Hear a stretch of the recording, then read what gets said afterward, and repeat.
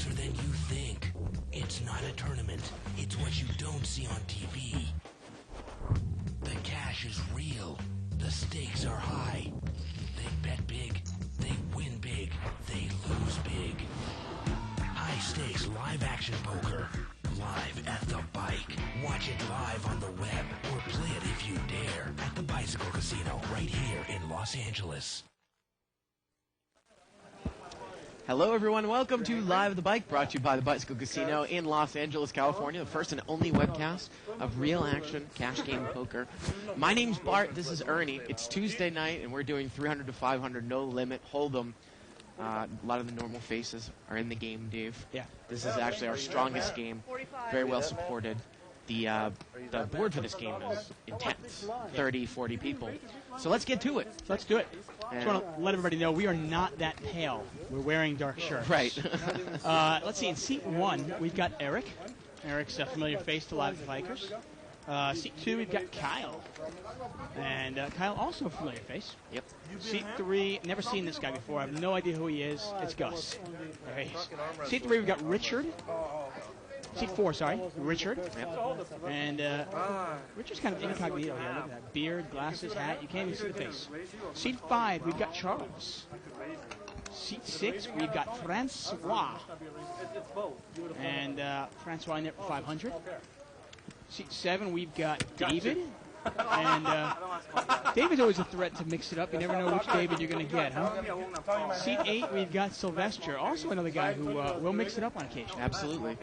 And seat 9, we have got Jeff Klein, and Jeff Klein is surfing Illini on right. 2+2, folks. It's going to be an interesting table. I don't necessarily know about this table in terms of table selection. Most of the players know what they're doing on this table. We're playing 300, 500, no limit hold'em. Minimum buy-in 300, max 500. The blinds for this game are 5 and 5 as we get into the first hand here. Yellow chips are $5 chips. Blue chips are $1 chips. And we're going to get into the first hand. Gus is going to bet out 55 here with ace-jack. And Sylvester is going to make the check call here with Jack-E. And he's going to check blind. And he checks blind. Turns a queen. Gus still has the best hand, and it's going to go check, check. And the river's a 4th spade. Let's see if Sylvester throws a little bet in there. No. Checked around, but the ace is going to play, and Gus is going to take it down. Yeah, I think Sylvester thought maybe his 2-pair was good. But obviously we see it's not. And there you go, first hand of the night. And we try to keep the show as interactive as possible, so feel free to email us at live@thebike.com. Would you read them? That's right. You can also follow a live thread that's started on the internet. Go to 2plus2.com. Spelled out. Click on forums. World Poker Tour and other televised tournaments. Official Live at the Bike thread. For February 7th, Dave, we've got a big game tomorrow. 25-50 no limit hold'em featuring World Series of Poker champion Joseph Hatem. Getting word that Kenna James is going to be in the game. And, of course, Barry Woods is going to be in the game. And those two collided a couple months ago the last time in a big hand. I cannot wait. Jonas is going to be in the game. Corporation Mike is going to be in the game. It's going to be a free-for-all. I cannot wait. I mean, what is Joseph Hatem going to think when he sits down? You got the World Series of Poker world champion sitting down with Corporation Mike and Barry Woods and Mo. I mean, it's really going to be an interesting night. Well, again, you wonder, you always wonder how much no-limit cash games or how many has Joseph Hatem ever played. Yeah, well. We got a little raise here to $10 by Gus in seat 3. Francois is going to call him a button. We need to see Francois' cards. Is that legal? And Sylvester's sensing some weakness here with the mini raise and a bunch of callers. He's going to pop it up to 60. He has Jack 4 offsuit. I'm sure you'd like to take it down right now. Francois got a Queen 9 offsuit. Gus folds. Francois folds, and Kelsey folds. And just like that, Sylvester's kind of sensing the weakness. Sometimes, Dave, you see that out in the field on a board. You've got a guy that bets $20 into a $300 pot and then 2 callers. Well, they can almost raise with anything in that spot, right? Don't bet them over. Leave the poor guy alone. And the button's going to move over here to seat 7. David Kelsey. Again, I can't wait for tomorrow night, Dave. What a night. I don't care. What a night. So big blinds in seat number 9, small blinds in seat 8. And Gus has got a Queen 8 of diamonds, and he's going to raise. He really mixes it up with his pre-flop hand selections. He used to play pretty ABC. And Francois is going to call here with Queen 10 offsuit. Kind of sometimes a trap hand, but he has Gus dominated, and he has him, and he's in position. So we're heads up, $60 pot, Queen 8 against Queen 10. Both players miss, King 9 with a couple of hearts. And this game might, be a fun game, Dave, because, the players are not going to necessarily play at ABC. They're going to mix it up with each other. The flop goes check, check. The turns is 7 of hearts. Francois got the 10 of hearts in his hand. And now Gus is going to come out and bet. He's going to bet 50 here. And Francois is going to pull the call in position here again. So here we go to the river. The river is a 5. Both players have absolutely nothing. So the question is, can somebody fire? And look at this, it gets checked to Francois, and he's going to bet. And he's going to take it down with a $75 bet. Well, calling in position, and then just the bet on the river. We talked about how I made that play on Friday night in a 5-10 game after the show. Sometimes you can just keep calling and calling and calling, and sometimes represent something like that. Yeah, it's real hard. If the board is, has a paired board like kings there, and you don't have a king, right? It's really difficult when you bet and somebody calls you. There also are 3 hearts on board too. Yeah. So I mean, there's a lot of scary cards out there. And obviously, Francois thought he needed to bet to win. Didn't think he was going to win it with Queen High. We got an interesting letter. Anybody that remembers last Friday's show, we had a player on the game called Eugene Sue, who was actually won the award. And if anybody remembers from Light of the Pike, he actually was a player who tried to bluff Mike with King 9. Right. And obviously it did not work, and we were talking about it. Sent us a really, really nice letter about a page and a half long, explaining his plays, and also telling us what a wonderful job we do.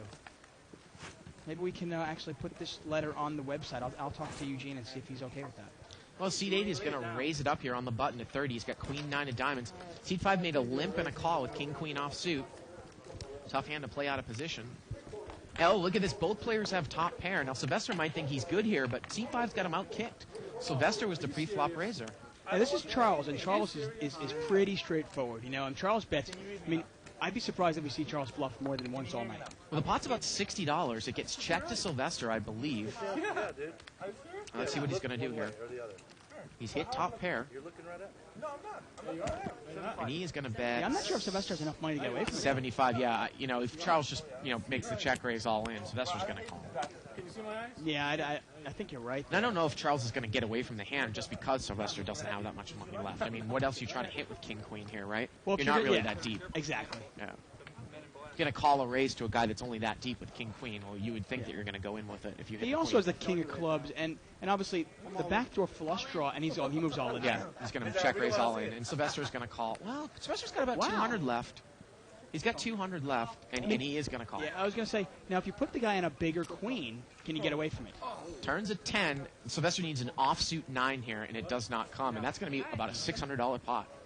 Now I was going to say, now Charles, having the King of Clubs, obviously there's not much value to having a backdoor flush draw, but there is some value, and you've got to realize this, to having one more club, because if your opponent has clubs, well, hey, that's one less out they have, and if they don't have the nut flush draw, you might get lucky and get runner-runner. Right. So I assume that Sylvester's probably going to rebuy. Are you Ron Kittle? There we go. Button's going to move over to seat 9. I was thinking Rob Dibble.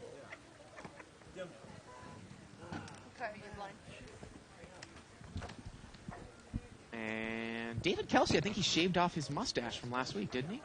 Yes, he did. Yeah. You are correct, sir. But of course, we have Hollywood Russ, who now has the goatee. People know Hollywood Russ. Hollywood Russ back from the dead. We haven't seen him in months. Sylvester's going to rebuy to 500. Of course, you can do that. You can actually bring your stack up to 500 at any time in this game. Oh, no, I know. She's so funny. And we got King 10 offsuit here for Sylvester. It would be interesting in this game if you went down to felt, if you could rebuy up to 1,000. Oh, we would obviously have a lot more chips on the table. Right.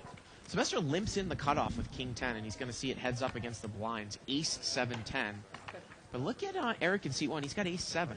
Top 2 pair. Or actually top and bottom. And he checks. And you know what? Sylvester is going to probably throw in a bet in here in position. Oh, of course. He's going to bet 10. Automatic bet. Again, Eric has Ace 7 here. Top and bottom pair. I mean, if you're in position here and you've got a bet and you've got the and you've got a pair, why not bet it? Eric check calls, and look at this. Ooh, Sylvester wow. now makes 2 pair. Oh, and Sylvester's in real bad shape here. You son of a gun. And now it looks like Eric is going to lead here on the turn. 30. So he check calls the flop, and now he leads on the turn. He's going to bet 30. It's a strange bet there. Do you put the guy on Queen Jack? I mean, do you think maybe he called you with a gut shot and he hit it? Sylvester's going to raise it to 60 now. Now remember, Sylvester did not raise pre-flop, so you probably don't give him credit for ace-king here, right? Yeah, no, I I don't think suppose you he give could him have credit for ace-10, but you'd still think you'd probably raise. I would have thought he was going to raise with that hand. He could have had Queen Jack, though. And Eric is going to maybe re-raise back up to 120. I like the play there. He's not looking for the check raise on the river. Yep. He's going to bet it right here because Sylvester might have checked behind him on the river. And Sylvester is going to call now, and the pot's about $300, and the river's a 4. Let's see how much Eric's going to bet. Inconsequential 4 here. Well, I don't think Eric's betting enough. Well, it looks like he's only betting 100. And the 100. pot is about what? 350. 300. So he's betting 1/3 of the pot. Why not 125. overbet? Why not make it really tough for him to call? He bets 125 here on the river. And some people will say to me, "Well, Dave, that's stupid. Don't you want him to call?" Yeah, but hey, if you bet your bluffs the same way, it's really tough to put you on a hand. Now remember, Eric check called the flop and led on the turn. Can Sylvester possibly lay this hand down? Oh, what would you put the guy on? You wouldn't put him on ace king. You might put him on 2 pair. You might put him on queen jack, and that's what he said. I think maybe you got queen jack. Well, Sylvester could be king 7 here, right? Yes, he can. That's about it. And king 7 is definitely a possibility. You know, the guy Yeah. calls off for us 2 pair. Now I gotta show you. And Sylvester makes the call, and ace 7 is going to take it down there. Sylvester's going to win, lose another pretty big pot. Yeah. And that pot is, again, about $600. Yeah, you can't blame Sylvester at all on that one. When the guy only bets 100 into about a $350 On the river, pot, yeah. you got to figure, okay, what are the odds he has queen jack on B? Right. Okay, maybe the guy's got. He might have the same even hand I have. Who knows? I mean, the way he bet that king, he might have queen jack. He very well might have king 7, which I can beat. Right. And if you start putting him on a range of hands, I think the call is almost automatic.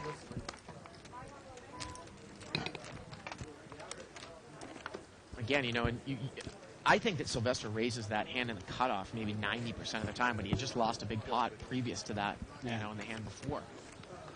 So the button's going to move over here to seat 1. And of course, we're live at the bite, playing 5-5, no limit, restricted bind, 500 max, 300 min. And this game can get pretty big. Oh, yeah. Francois is going to open limp here with deuce 3 of clubs. Queen 10 of hearts is going to come in over there in seat 9 for Mr. Surf and Illini, Jeff Klein. Eric's going to raise on seat 1. He's going to make it 40. He needs to show us his cards over there on the button. Raise it up to 40. I'm going to guess he has ace jack. He's got king queen offsuit. Goes off. Okay, I mean, I usually make that raise on the button there, too. Thin the Oh, field out I a think it's an little bit. automatic raise. Gus has got 7-8 off. Actually, he's pocket 8s. Part of the reason to raise with king gonna queen, call. not only are you charging your opponents more, first, also you're in position with a premium hand, and it's also when you raise, you have an easier time putting your opponents on a hand. It's about a $90 pot here. Well, ace 5-9. Can Gus get involved with this hand? Gus checks. Let's see if Eric makes a continuation bet here. You know, if he bets about Oh, my goodness. He checks right behind him. wow. Turns a 7. Well, if you're Gus here, you wonder, okay, this guy's either got a set or he's got nothing, huh? Well, now Gus is going to bet. He bets 40, kind of a weak bet. The only thing here, though, is that, you know, if Eric played it like he was scared of an ace, and look at that, he's going to fold. He could have an overpair higher than your 8s, though. He might not be able to beat the Yeah, he ace. definitely could. He could have 10s or jacks. The only thing that Gus can actually beat there is like a king queen, a king jack, queen jack, something like that, right? Wow. And on the button, obviously, he definitely could have queen jack, king queen. I mean, if Eric bets there on the flop, can Gus really call? I don't think so. I don't think he Usually can. when you see that You know, premium maybe he scare calls card. one time and sees where he's at. Yeah. You know, that kind of, okay, I'll call once and see if the guy can fire again. Yeah. But I'm surprised Eric didn't fire on that one. Button moves over here to seat 2. But as you get to know your opponents, you know you'll figure out what hands they might call a raise with and what hands they wouldn't call a raise with. And that way, when you're playing the hands, it'll be easier later on, you know, on the flop, on the turn, on the river, to put your opponent on a specific hand. Sylvester has raised it up to 15 with a little deuce 3 of spades suited connector. And Gus is going to make the call in the small blind with pocket 4s. Here we go. 2 players. Well, Sylvester's hit a pair, but Gus has the best hand.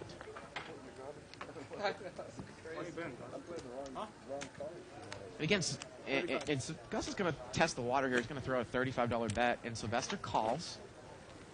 Pot's about $100 as we move to the turn. The turn's a 7. Get another overcard to Gus's pair, although he's picked up a gut shot to the 5 now. Yep. He checks. And if Sylvester's going to check right behind him. And the river here is a king. Now Sylvester, if he bets here, I don't think Gus can call. And it's one of those things that, since Gus is not betting, you almost say, well, he's probably got a pair higher than my 3 because he's not bluffing at it. He doesn't need to bet it. I think you do need to bet this river, Sylvester. I would not want to show down a pair of 3s here. I'd be more. He's going to check it. He's going to check it right behind. Yeah. I mean, unless Gus was just making a stone cold bluff. And then just shutting down with nothing. Yeah, shutting down with, say, Queen Jack or something like that. Yeah, I don't. Gus takes it down. I mean, if you're going to play Deuce 3 and you have position on your opponent, you got to use that position.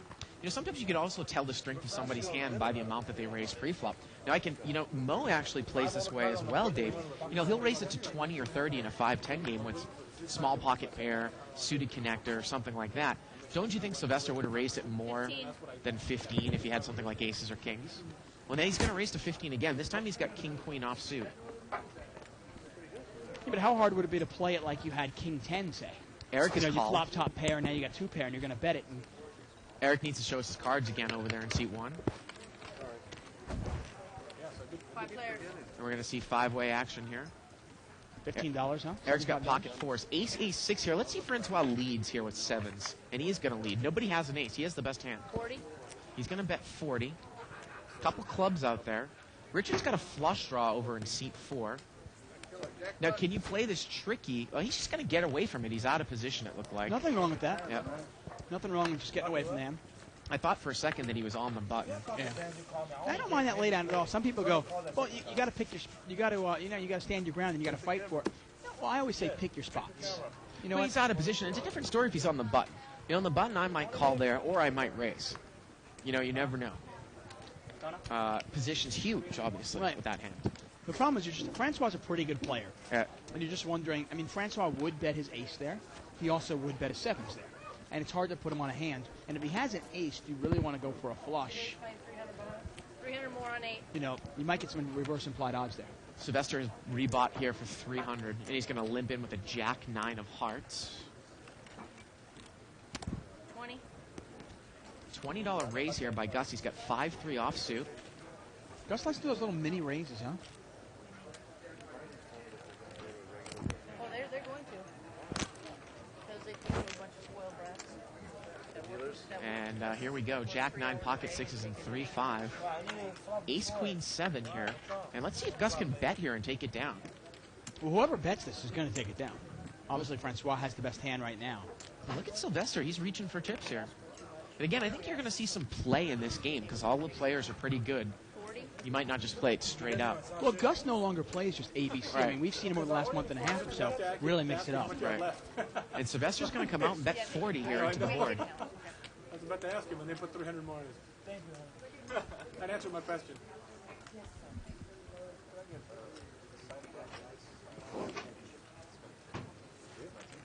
And he's going to take it down there with a bet. There you go. Nice hand. Button's going to move over there to seat 5. Hi. Thank you so much. Hi, Dave. One time. Ace? It's funny. 300 to 500 used to be my favorite game day. It's a great setup, but I've kind of migrated up to the 5-10 game because I sometimes think that 300, 500, you've got these mid kind of level, I guess you can call it no-limit grinder pros. You can make a pretty healthy living even in this game. But as you move up to 5-10, you've got a lot more dead money, I think, sometimes in those games. It's almost like when you move up, again, sometimes the game gets easier because there's people in there with money that aren't necessarily professional poker players. You also find some players, and to second your point, you also find some players that are good poker players that can grind it out at the 3 to 5 game that aren't quite comfortable playing 5-10 or 10-20. Right. I mean, like Francois being one of them. Right. I think if we threw him in the 10-20 game, he wouldn't play his A game. He'd kind of play a little scared. I think so. And that happens, obviously. I think Sylvester's straddling here out of seat 8, so it's going to be $10 to call. He's going to have the option when it comes back around to him. Excuse me, he just raised to 10. Oh, okay. Seat 4 is going to call with Queen 7 of spades. I mean, what's a $10 raise? I never understand making small raises out of position. I guess, trying to build the pot up. He's got 3-5 of diamonds. Yeah, I mean, out of position, I just don't understand. Three-way action here. It's a $30 pot. King, Queen, 4 here. Now, Queen 7's the best hand for Richard. That's not really a flop you're looking to hit with your Queen 7, but he's going to bet it anyway. Well, he's in position, it gets checked to him, and he's going to take it down. Yeah, why not? Again, you can email us at live@thebike.com. Questions, comments, suggestions? It's kind of funny, everybody knows Joseph Hashim, obviously, from the World Series of Poker. And you wonder how dynamic a guy this is going to be because, during the World Series, obviously, we saw him at the end of 9 grueling days. And the last one was, 16 or 17 hours of straight poker. I mean, he probably had played, somewhere around 100 hours of poker. I mean, it almost becomes an endurance test with that tournament. Completely. That's if you were to watch the final table, he is the one guy that really held it together completely the whole time. Everybody else seemed to kind of melt down at one point or another, and he never did. 5-way action limped around, $25 pot. Here we go to the flop. Some high Broadway out here. Queen, 3, Queen. Doesn't look like anybody has a queen. Board's missed everyone. Francois got the best hand here with King 3. Turn is an ace. And actually, Francois is not in the hand. And now, seat number 2, Kyle is going to bet 40. He's picked up the nut flush draw. And he's probably going to take it down here, and he does. Yeah. He actually has the best hand. Yep. King high. There you go. Again, we want to encourage you to check out the lapokerscene.com and click on the right-hand side of your screen, or just go there, lapokerscene.com. There'll be a bounty on my head. Free roll upcoming on Sunday. And, of course, you can sign up and enter their $500,000 free roll. You don't even have to deposit, but if you do deposit and you use the bonus code 5X500K, you get 5 free entries into the Stage 1 tournament. So how do I play against you again? That will be coming up in the near future. You can find that in one of the tournaments. I can't wait. Anybody wants to check that out, I'll probably be on there as well, trying to beat Art. I don't necessarily have any details about how much the bounty is going to be and what exactly the prize is going to be for the tournament. Pocket 9's over here for Sylvester. Is he going to raise it up out of the small blind? Yes, he is. That's one way to play it. He's going to make it 35 to go. A couple ways to play that. Yeah, at a table like this, I don't mind that play at all. Sometimes if you get a bunch of maniacs at the table, you get players like Jay or players like Corporation Mike. Right. Sometimes I'll smooth call that. Right. Because I know they're going to call anyway, and I can trap them if they just get top pair. At a table like this, though, you might want to get more money in with a premium hand. Gus limped in here with Jack 10 offsuit. Is he going to make the call? Sylvester's got about 500 in front of him. He's in for a couple of rebuys, and Gus has got about 500, so he makes the call. Now, Charles has got one of those trap hands, King 10. He's going to fold. Francois folds the Jack 9. Here we go. Heads up, Jack 10 against pocket 9s. Sylvester out of position. Well, ace, queen, 5. Let's see if he throws a bet out and takes it down. Yeah. Now, again, here, Gus, he's got a draw here, Dave. He's got a gut shot to the king. Sylvester could have easily raised with a pocket pair out of the blind. Can Gus possibly call and see what happens? Right, now this is the question here. What do you put him on? Do you put him on kings or you put him on jacks? Might even queens even. Is Sylvester a type of player that would bet his set of queens right out? Could he have 8s or 9s? Could I take it away from him on the turn? Yeah. Gus is not going to get involved with it.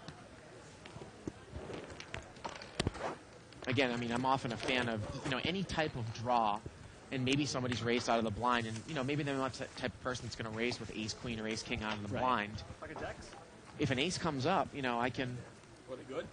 I can possibly just call and represent something. Yeah, and Gus actually said, he goes, pocket jacks. And they were talking about what he had. He said, pocket jacks, small pair, what? What do you have? And you're probably right there. I think it matters. Button's going to move over there to Obviously, C8. you wouldn't be calling there just to hit your gut shot. Right. There's different, many reasons why to call there. I don't like to call with nothing, per se. Right. Generally, I like to call with some sort of a draw and the fact that maybe I can take the pot away from my Right. opponent.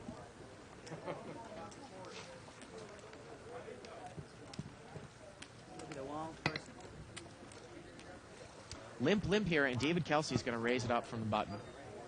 Raise, make it 45. He's got ace-3 offsuit here. You know, the funny thing, Dave, is that oftentimes, I mean, I know you and I are a fan of the late position raise to take control of the hand and possibly bet and fold. A lot of times with ace-rag, I don't make that raise. I would rather raise it with 8-10 of spades. I just throw away ace-rag. But I mean, you know, sometimes people get involved and say you pick up a suited ace, you've got a bunch of limpers, and you've got ace-7 of spades. I don't think, and I think Barry Greenstein actually specifically talked about that hand not really being a raising hand. No, I mean, the thing is, the problem with raising with a hand like ace-rag is you might just get a call from a bigger ace. Right. You know, if somebody's in the blind with ace-queen, they might just call you. And the ace hits, it's one of those cases where you win a small pot or you lose a big one. Right. I have no problem. If I have ace wheel card and it's suited, like ace-4 suited, I have no problem with just limping in. Right, right. Ace-king here for Eric in seat 1. Limp. Raise,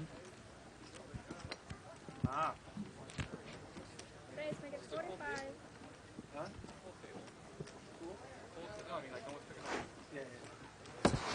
And we got a raise here by Eric. He's on the button with ace-king, and he's going to take it down. And there you go. We're going to see a big fight. I believe it. Pretty Looks exciting like he's there. having a salad over there. Once again, we are live at the bike, folks. I'm David Tuckman here with Bart Hansen. We're watching No Limit Hold'em. Blinds are 5 and 5. This is a restricted buy-in game. Buy-in's actually 300 to 500. One of the best games you'll ever find. You know, I was watching on my TiVo last night some of High Stakes Poker on GSN. Oh, how was it? And they actually ran the cards for the first time multiple times last night. Really? Yep. Who was it? A couple times. It was Negrano, I think, and somebody else, and I think it was Eli Ezra and Freddie and Freddie Deeb? Sammy Farhar. Okay. Ran it a couple times. I was wondering if they were going to allow that, and they actually tried to go into a little bit of discussion about that. They cut away to Eli Ezra. But, I mean, they didn't really get into a detailed explanation. I still think if someone was new to the game, they wouldn't know what the hell was going on. Right. Four-way action here. Limped around. Ace-4-3. Kyle's got ace-5 of clubs, the best hand right now. You know, Eric's got a gut shot with overcards. Bet 20. And Gus is going to come out and bet 20 here with absolutely nothing. And I don't think that's going to get it done. Imagine Kyle's going to at least call one time here. He's got a wheel draw as well. And Giles going to check raise it up to 40. He thinks that Gus is full of it. Yeah, I don't mind a check raise, but it definitely puts you in a tough spot now. If Gus just calls you, you're out of position with a really weak ace. Then what do you do on the turn? That's why oftentimes calling in position, I mean, sometimes, you know, again, you know, I might raise pre-flop, bet a flop where I have a small piece of it, get check raised, and know that my hand isn't good right now, but the culmination of the fact that I can improve my hand and the fact that I know that there are cards that can be really scary to the person makes me call a check raise. Because I know what's the guy going to do now on the turn. Right. Oftentimes, I understand exactly what you're saying, because oftentimes you'll look at your hand and go, well, I've got 8 outs to the winner, right? If I catch any of these 8 cards, I'm going to get the winner, which gives me probably, you know, 33% there. Right. But there's also the additional 4 aces, right, plus maybe 3 queens that I can also represent to scare my opponent. Give you a good example. I made a raise with King 10 of spades in late position the other day, and the board came Queen Jack blank, and I got check raised me pretty big on the flop, and I called and I represented, and I ended up winning it on the river. Right. Seat 8 is going to raise it up to 15. Sylvester's got King Queen suited. Yeah, 15. I'm not a big fan of this bet in middle position because I just don't see what it accomplishes. You don't buy yourself the button. It's not enough to deter anybody. I mean, you look at it this way. All this is build a pot. You've got it 6 ways now. Yep. Pot's $90. And the flop comes Jack 9-7, couple diamonds. And look at this. Eric's got top 2 pair in seat 1. Yeah. Jack 9. This is one of those cases where Sylvester does have an overcards. He has overcards with a gut shot with backdoor spades. And he's going to bet 75. Jeff is not going to get involved here surfing a line eye. And how is Eric going to play this? I mean, this is very connected. You would think he's probably going to at least raise somewhat, right? Yeah, anybody with an 8 or a 10 has a gut shot. Anybody obviously with diamonds, flush draw. And he is going to raise. He's going to make it 150. And I like that raise because it's the minimum amount. But, you know, the thing about this game is you're not really all that deep. But in deeper games, you can raise the minimum. Because then if somebody from up front either re-raises you or shows a lot of strength, at least with the call, you know they have got something really big. Right, exactly. And you're not risking all that much. I mean, you're just risking the minimum as the raise. Now, this is one of those times, okay, now, perfect example here. Now, Eric's he's got 2 pairs, so you wonder if you can get him off the hand or not. But let's say, now, obviously, Sylvester's got a 10 is a definite out for him. But can he also represent diamonds? And if he puts his opponent on just a jack, let's say he puts his opponent on ace-jack, specifically ace-jack. And he can go, well, I know my queen's good, I know my king's good, I know my 10's good, and I can also represent diamonds. Man, I got a lot of outs. The problem in this case, though, is Sylvester's out of position. I don't think he shouldn't probably get involved with this hand now. Yeah, not out of position. I don't think it's worth it. Well, he's going to re-raise, Dave. Yeah, and again, Eric's just not deep. I mean, we're not playing that deep a stacked game. I can't imagine Eric's going to get away from this hand right now. No, I don't think so. I mean, you got to be wary of 10-8, obviously, but you know what, though? I mean, Sylvester's would he have played it like this with an overpair? Sylvester's going to make it 130 more. Now, Sylvester was the pre-flop raiser, but he only made it $15. Right. Would Sylvester raise it with 10-8? Eric moves all in here. And Sylvester, he can't even call this. No, definitely not. Yeah. Eric and Sylvester says overpair, no good. Well, Sylvester doesn't have an overpair, but again. I mean, if he has an overpair, you almost want to say to him, what the heck, you only betting $15 for an overpair? Right. And that obviously brings us back to the point Barry Greenstein always picks up.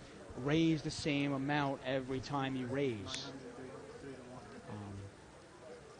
Obviously, you can vary it a little bit depending on how many players have entered the pot. Well, Sylvester's trying to do some odds out. I mean, the pot basically, Sylvester has about, I want to say, maybe 300 left in his stack.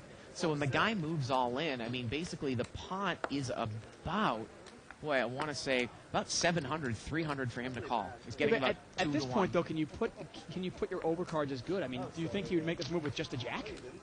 Ace-jack, you know what? It has to be specifically ace-jack. You have your overcards. You have to know your players. Usually a person's not going to do that because they might be scared of an overpair. Well, think about it. You bet, he raised, you re-raised, and now he's moved all in. Okay. Your king and queen are no good. Obviously, you know a 10 is good, but you don't even know that this guy could actually have a set right now. Right. I mean... And again, he's getting a little over 2 to 1, but if you put the guy in a range of hands... Well, by only raising it to $15, you have no idea what this guy has. He could have a set, he could have 10-8, you could be drawing dead almost. Even if he had ace-jack, king-queen is still more, still probably more than a 66% underdog with 2 cards to come, right? Ace-jack, yeah, you've got, if you know the guy has ace-jack and he doesn't have a diamond in his hand, well, then you've got 3 kings, 3 queens, and 4 10s. Well, you've got 9 outs. You're right. It's just about 2 to 1. Yeah, okay. Yeah. But if again, you specifically put him on ace-jack, maybe you can call. That's it, though. If you saw that he had ace-jack, I just don't buy it the way this hand played out. He's clearly got better than ace-jack. Actually, jack-9 is probably the minimum he has, right? I mean, he might do this with 7-9. You never know. Again, we're not really that stat. We're not really that deep. Whatever you want to do, dude. You don't mind if I suck out on you, though, right?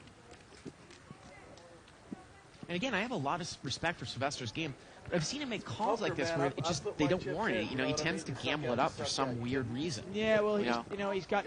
It's almost like when Doyle Brunson used to say, he goes, when I have my babies in there, and he calls babies his chips, he goes, I don't like to leave them out there to drown. Right. Sometimes you got to let them drown. He's gonna let go of it. You had it right the first time. It's like if you're out on the pond and the ice cracks, no point in sending somebody else out there to die. Eric shows the hand. And there you go. That's just for you, Sly. Jack 9. You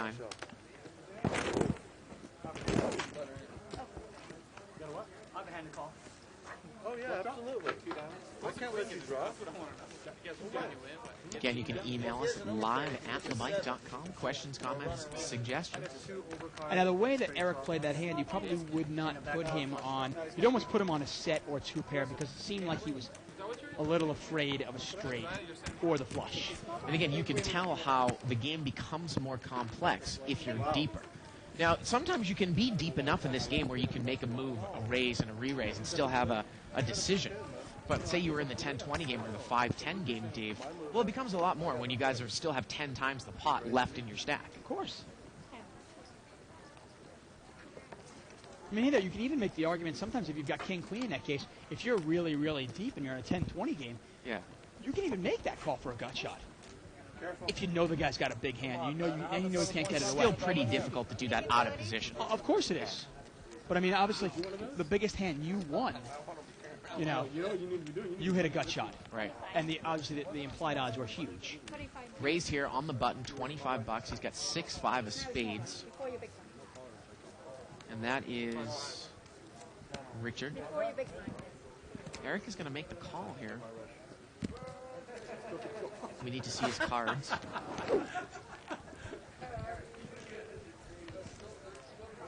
Eight-9 offsuit here, so heads up 8-9 against 6-5 of spades, ace king 4, and this should go check fold, you would think. Yeah, and Richard's Richard's going to gonna bet. represent. He's going to bet it.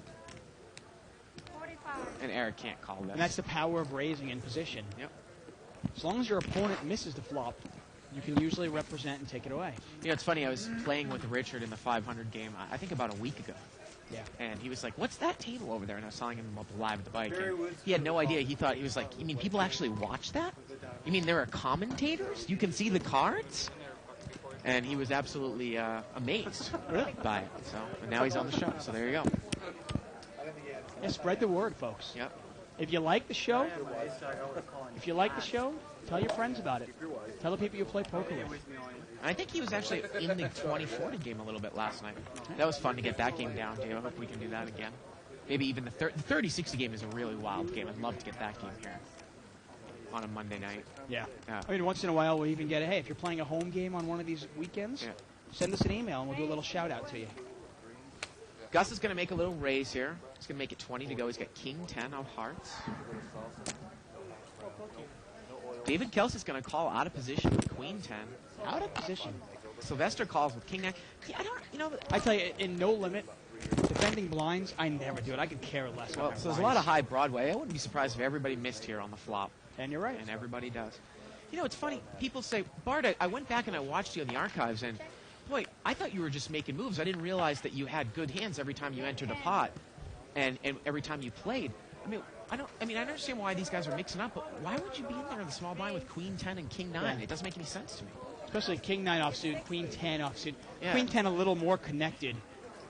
Sylvester makes a bet, and Gus raises. Wow. Gus raises, and Sylvester calls. So again, we're going to see a lot of moves in this game.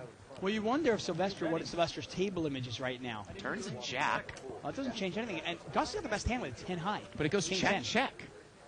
And the river is a 7, and Sylvester makes his gut shot. Yeah. And And Gus he's gonna come out obviously, and yeah, bet. Gus obviously can't call this. He's going to bet 125. And another thing, Dave, and I learned this in kind of in a bad way in the 5-10 game, is that always beware of backdoor flush draws. When somebody checks the turn, they might have picked up a draw. Now, obviously, in this game, it's just not deep enough. I mean, there's no Right. way Gus is going to get Sylvester off of the straight here with a bluff.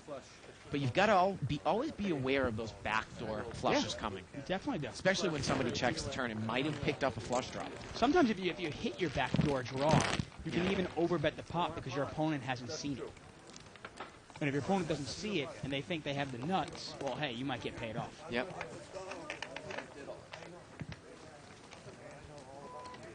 But this is a game, I mean, I say it time and time again. I look for any excuse not to play a hand out of position. I certainly don't want to put more money in the pot out of position. And obviously in position, I'm looking for an excuse to get involved. And I think if you ask any successful poker player, if you ask Negreanu, if you ask Kathy Liebert, Doyle Brunson, they'll agree with that. Position is huge in no limit hold'em. Get an email here from Linda Paskowitz, and we'll get to that in 1 second. That was actually from earlier this morning. Was it? Okay. Limp here in early position by Eric with ace deuce of hearts. Francois is going to limp with ace 5 of diamonds. Again, ace rag suited from up front.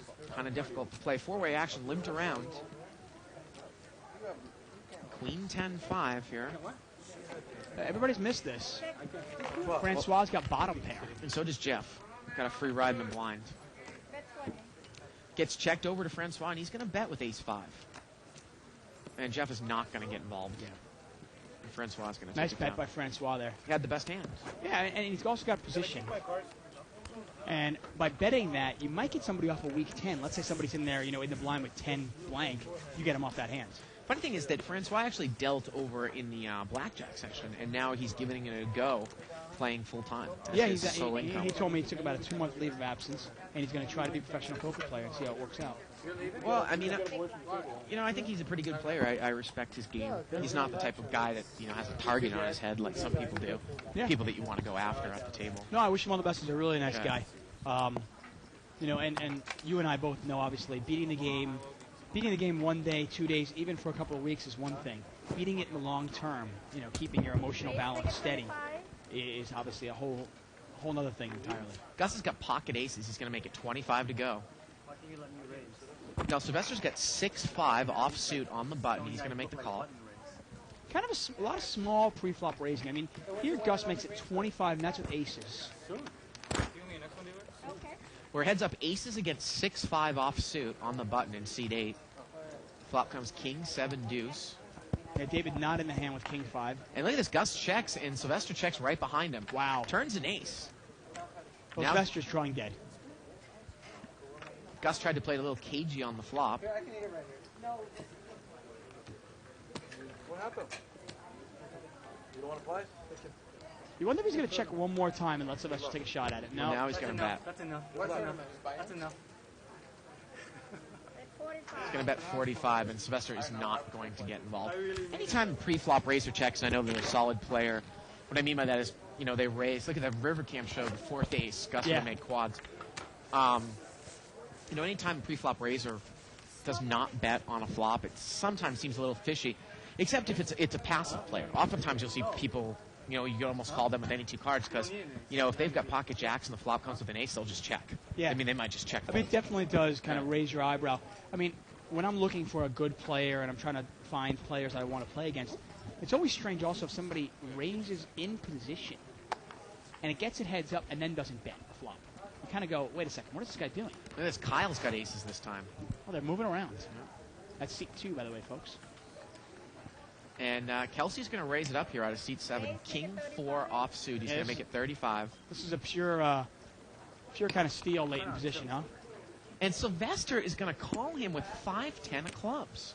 Well, these guys are really taking this stuff to an extreme, not tonight, Yeah, aren't Sylvester's really, he's in that mode of he's trying to catch lightning in a bottle and make his money back. they? Well, let's see if Kyle's going to re-raise here. I And think he is. Yeah, he's got some raising shifts involved. Wow.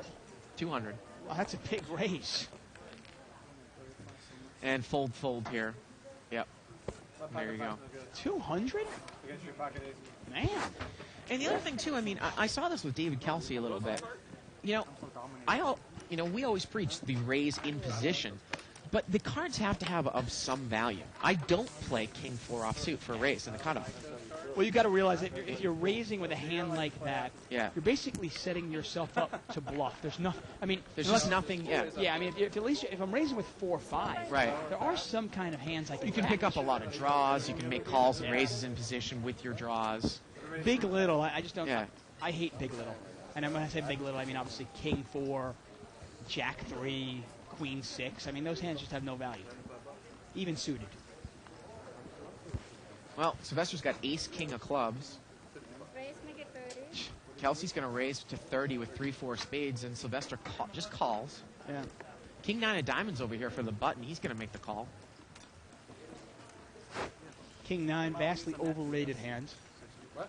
We need some. Easily dominated. Cannot flop the nut straight. Gus has got 8-10 offsuit in the blind. He's trying to think of pot odds. Do I got enough money here to make it worthwhile? And he's going to throw a little money in there and see what happens. He's going to make the call, it looks like. Yeah. I'll buy the second round. So 4-way action here. Now this race here with 3-4 spades, obviously a little more value there. Does not buy himself position, though. No, he does not. Wow. Wow, 6-5-4. Well, David's got a pair and an open-ended straight draw. He's got the best hand right now. Yeah. He doesn't. It follows through. The nice thing about raising with a hand like He checks 3-4 it. is it's really difficult to put. He checks, and Sylvester's going to bet with ace-king. He's going to bet 50. Wow, is David going to check raise? I mean, you raise pre-flop with 3-4 spades. I'm surprised you don't take a little shot at that one. She wants some tips. Gus doesn't. Well, Gus has got a gut shot to the 7, right? Yeah, He caught plus a 7. overcards. You don't really want to catch your 8, though. You know. Now, obviously, if he had 8-9, he might stay in there because if he caught a 7, he could get somebody trapped with an 8. Exactly. He's not going to get involved. And David is going to make the call. And now if you're Sylvester, you're going to wonder, what did this guy raise with pre-flop? And now he's just called me. Yeah. Runner, right? Kind of scared, huh? Here we go to the turn. Turns a 9. Well, David's looking at the best hand here. It's all in. Kelsey checks, and Sylvester moves all in with ace-king. And David does not even think about laying it down. Never really crossed his mind. Yeah, Rabbit Cam shows a deuce. David would have made it straight. I just don't understand the way Kelsey played that hand. I mean, you raise pre-flop with 3-4 spades. You flop a pair with an open-ended straight draw. You check, call, and then check fold. I mean, wouldn't that have been a great time for a little blocker bet? Button moves over there to seat 2. I mean, by checking the flop, he induces that bluff, and he never gets any information of where he is. Well, you disguised my hand pretty well. And he actually had the best hand, but hard for him to know that, obviously. Yeah.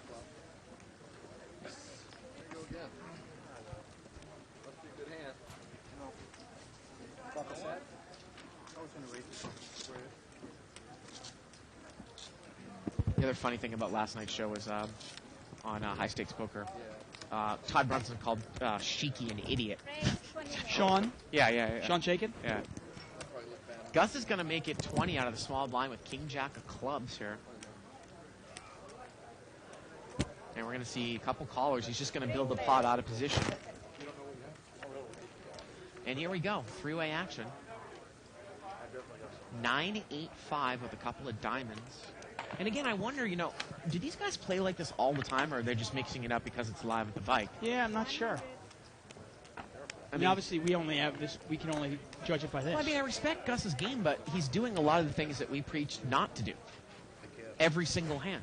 Yeah. You know what I mean? He's going to take it down there, though. He makes a bet and he takes it down. I mean, I'm all for mixing it up to win the occasional pot. Right. But you don't have to do it very often. An occasional steal. If you do it all the time, obviously somebody will get onto you. You have no respect at the table whatsoever. Right. And then again, you might not want the respect. Maybe you want to get paid off. Show down a couple bluffs sometimes. Exactly. And such. Well, Johnny on 2+2 writes What that about the blind? Hashem said that before he won the World Series of Poker, he played a lot of no-limit cash games on the internet. And he considers himself a student of no-limit hold'em. So there you go. Well, the interesting thing about him that if he plays like that, we probably won't see him play too many hands tomorrow night. Yeah. But we should be in for a real treat. Well, there's Eugene coming into seat 5. Oh, well, there you go. Guess he plays this game at all levels, doesn't he? He loves. We got the letter here, and the start of the letter. Actually, I'll just read the first sentence here for you. It's actually really nice. I wanted to drop the two of you a line and let you know what a wonderful job I think you're doing with the show. I caught my first episode of Live at the Bike on Wednesday, January 25th, and I said to myself, "What an awesome show!" I was instantly hooked.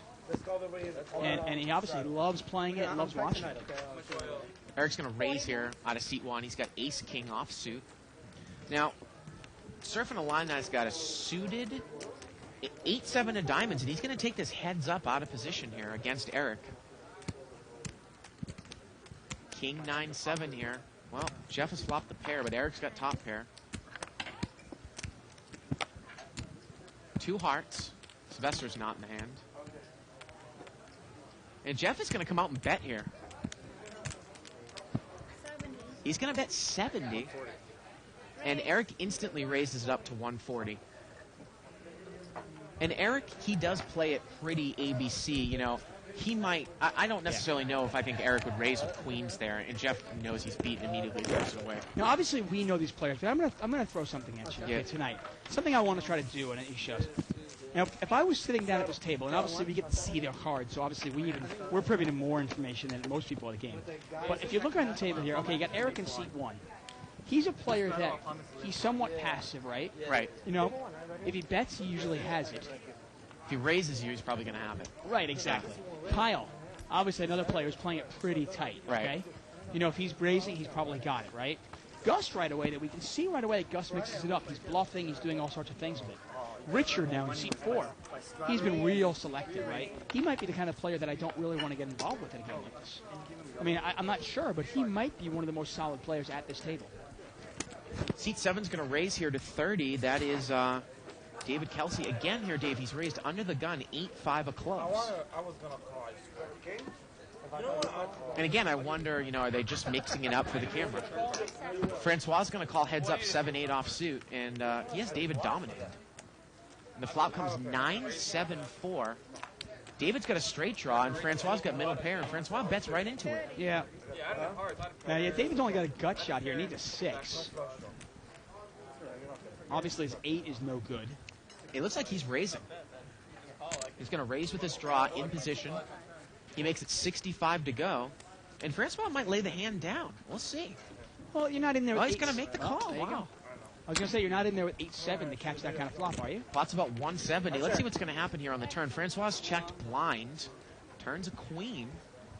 Yet another overcard. And if David continues to bet, how long is Francois going to stay in this hand? Yeah, you wanted to just really put some on pressure. Yeah. David did raise pre-flop. Very easy for David to have 10s, jacks, kings, I mean, any of these hands. Well, he's going to bet 65 into a $170 pot. And you wonder if he had just moved in for the 200 into the $165 pot, if Francois just lays it down. 65 might keep Francois in the hand, though. Well, this is the type of bet sometimes people make with a huge hand on the turn. Yeah. Just to build a little pot, kind of a weak bet. But you just got to start thinking, though, if the guy is representing, he's representing an overpair, right? Right. Well, if he's representing an overpair, kind of an odd bet, because you wouldn't you be scared of a straight draw or a flush draw? Wouldn't you try to protect your hands? You didn't pay that, dude. You had to pay. He shows the bluff. Yeah, he shows the bluff. You There you can't go. blame Francois for laying it down. No. Now, obviously, I hope nobody takes it personal, but, well, whatever. Try to keep the show as real and politically incorrect as possible. If there were players in this game that I was going to try to, I guess, avoid. Right. A couple of players that I would try to avoid would be actually Francois in seat 6. I do have a lot of respect for his game. Doesn't play that many hands. He's usually pretty good at reading players. Obviously, there he laid down the winner. But, hey, good players lay down the winners all the time. Seat 4, Richard looks like a pretty solid player. And so far, Jeff Klein in seat 9, he hasn't played much. But if he's in the pot, he's probably got something pretty good. Jeff Klein, by the way, is surfing Alani on 2+2. Got to watch out for those people from Illinois. Dangerous people. Danger, danger. C2's going to limp in here, Kyle, with King Jack off suit. You think he's got some mafia connections? Deep dish pizza connections, possibly. Oh, that's much better. 4-way action here. Deuce, 3-6 with a couple of hearts. Ooh, 2 pair for... Yeah, bottom 2 pair here for David. Ace-6 for Sylvester. Is he going to get in trouble? Let's see how David plays this. Pot's limped around. Well, David's going to bet 10 into a $25 pot. Sylvester raises. Now, how is David going to play it here? Bottom 2 pair here. Again, the pot is limped. Funny thing about Sylvester is we've seen him raise with his made hands, his marginal hands, and with bluffs. Yeah. We saw him raise with a top full house heads up last week. It's one of the reasons, if Sylvester is hitting his cards, Yeah. if the flops are hitting him, Yeah. he can make a lot of money really quick. Right. But if the flops aren't hitting him, obviously he loses. Remember, Kelsey just showed that bluff before, but he's going to come back over the top. Yeah, that's why I love the play. Yeah. Love the play. He's going to make it 50 Show a more. bluff and then bet like you haven't made hands. And again, normally against someone who's really tight, solid, who plays it straightforward, this is an easy lay down with ace-6, but, Sylvester has got position on David, and he could put the guy in the range of hands here. Could he do this with a pair and a straight draw? Could he do it with a flush draw? I don't have a 6. Well, Sylvester is going to make the call, and Kelsey tells him, I don't have a 6. Well, he's not lying. Yeah. And here we go. He makes the call. In this case, you'd almost rather your opponent have a 6, wouldn't you? Pot's about 150 as we go to the turn. Well, not anymore. Turns a 6. Oh, wow. Well, you know what? It's a terrible card, obviously, for David, but it's pretty easy for David to get away from this now. He checks. How about a check here by Sylvester as well? Represent hearts. Try to represent like you have hearts, and then maybe bet the river. Well, would you ever be scared that your hand still might not be good right now? David just said he didn't have a 6. Could he have flopped a set? Yeah. I'm saying there are a lot of reasons why you might check this. Remember, you're in position on the river. He's going to make a little weak bet. He's going to bet 60 into a $150 pot. And what can David beat here? He's going to make the call. Yeah, I mean, I was going to say, I thought it would be the easy fold for David here. For my thought is if you checked it, Yeah. you know, maybe you can represent like you missed hearts. Here we go to the river. Ooh, the river's a heart. Well, there's a heart. I mean, now David can't do anything. I mean, there's nothing he can beat. Time. I believe he's checked. Hey, look, he's already got his little trigger finger on the cards, Yeah. ready to shoot him into the muck. You have to have a flush draw. No way you don't want a flush draw. 200. Now, is there Is a this a point? case? Is this a case where you don't bet the river here? The hearts got there, like you said. I mean, you wouldn't think that he's played it so casually that he has you beat with some sort of full house. But would you bet the river here?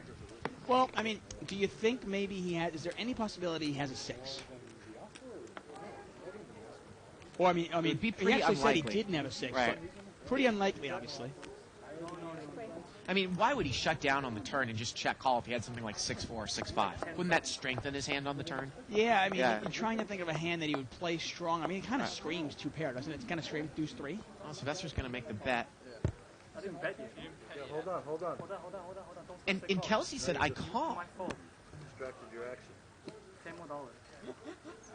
And I guess David doesn't think Sylvester has anything. I mean, what can you beat? You have a pair in your hand right here. Yes, I do. I know you do. How much is there? Wait, Kelsey said, I know you have a pair in your hand. Well, if you know he has a pair in his hand, there's no pair you can beat. None. Call? 0. You want me to call? Definitely. Really? You said you Why called. didn't you put it more? I already said it. Verbal. No. Listen. That's amazing, Dave. you have a pair, you Absolutely got it. amazing. Open. Oh, good. There you go. I got to tell you, people are giving money away here at the bike. Yeah, I mean, you should Yeah. rush down here. I Right. mean, I don't even care if you live in, like, you live in Winnipeg, get on a plane, Right. fly here. First of all, it's 80 degrees here. Right. You can play golf in the day, you come here and play on night, make your money, make your flight. I'll buy you a drink. Well, I was going to bet 6. Well, I think David was saying that he said it called, so he was forced to put the chips in. I don't really know what the ruling would have been there. Yeah, but why would you say you call? But I mean, what can deuce 3 beat there? yeah. Charlie did that by I mean, once the hearts get there, I mean, there's really nothing. Is that what he told you? He said. Yeah. He said. I mean, it's one of those times where you put your opponent on a hand, that gets there, so you start thinking of other hands they might have. And you convince yourself to On call. purpose. He did it twice. He did that on purpose. Slow him down. But yeah, the guy said, starts to bet. He goes, I bet. And he goes, I call. And Dave, you know, if there were a bunch of limpers and I have Queen 5 suited or King 5 suited, I'll limp on the button. Someone 2+2 posted. It would be a mistake not to play that hand. But again, to raise there, those aren't the types of hands that you don't even make a limp. Very rarely. Really? I just don't want. What do I really want in that hand? Do I want a flush? I mean, is that what I want? Do I want a flush? You got to I raise mean, how many? here. You don't know how many times I've seen this, and actually playing in the 5-10 game, in the 10-20 game, where one guy's got a queen high flush, one guy's got a king high flush, and the guy with the queen high flush goes broke. Why do I want to draw not to? I mean, I'm starting off with drawing something that I can't even get the nuts. Gus brought this one in for a raise. Ace-8 of diamonds. I mean, the fact that it's suited adds very little value. Jack, deuce, jack here. Everybody's missed. Let's see if Gus continues here.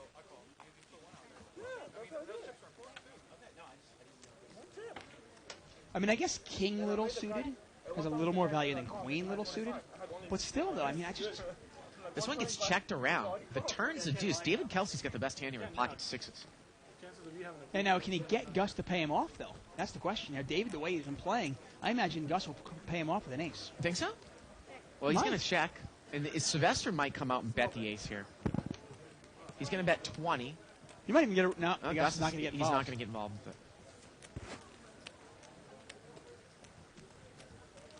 Now, Francois is out of the hand, and David Kelsey makes the call. He makes the check call. And I here, think this is a check call plus, again, on the river, no matter what comes out. well, River's a king. And now does Sylvester just go check, check here? that'd be a funny flush. Yeah, check, check. And David's going to take Yeah. it down here with pocket 6s. I mean, can you bet the 6s? That's the problem. If you Right. bet the 6s, can you get paid off by anybody?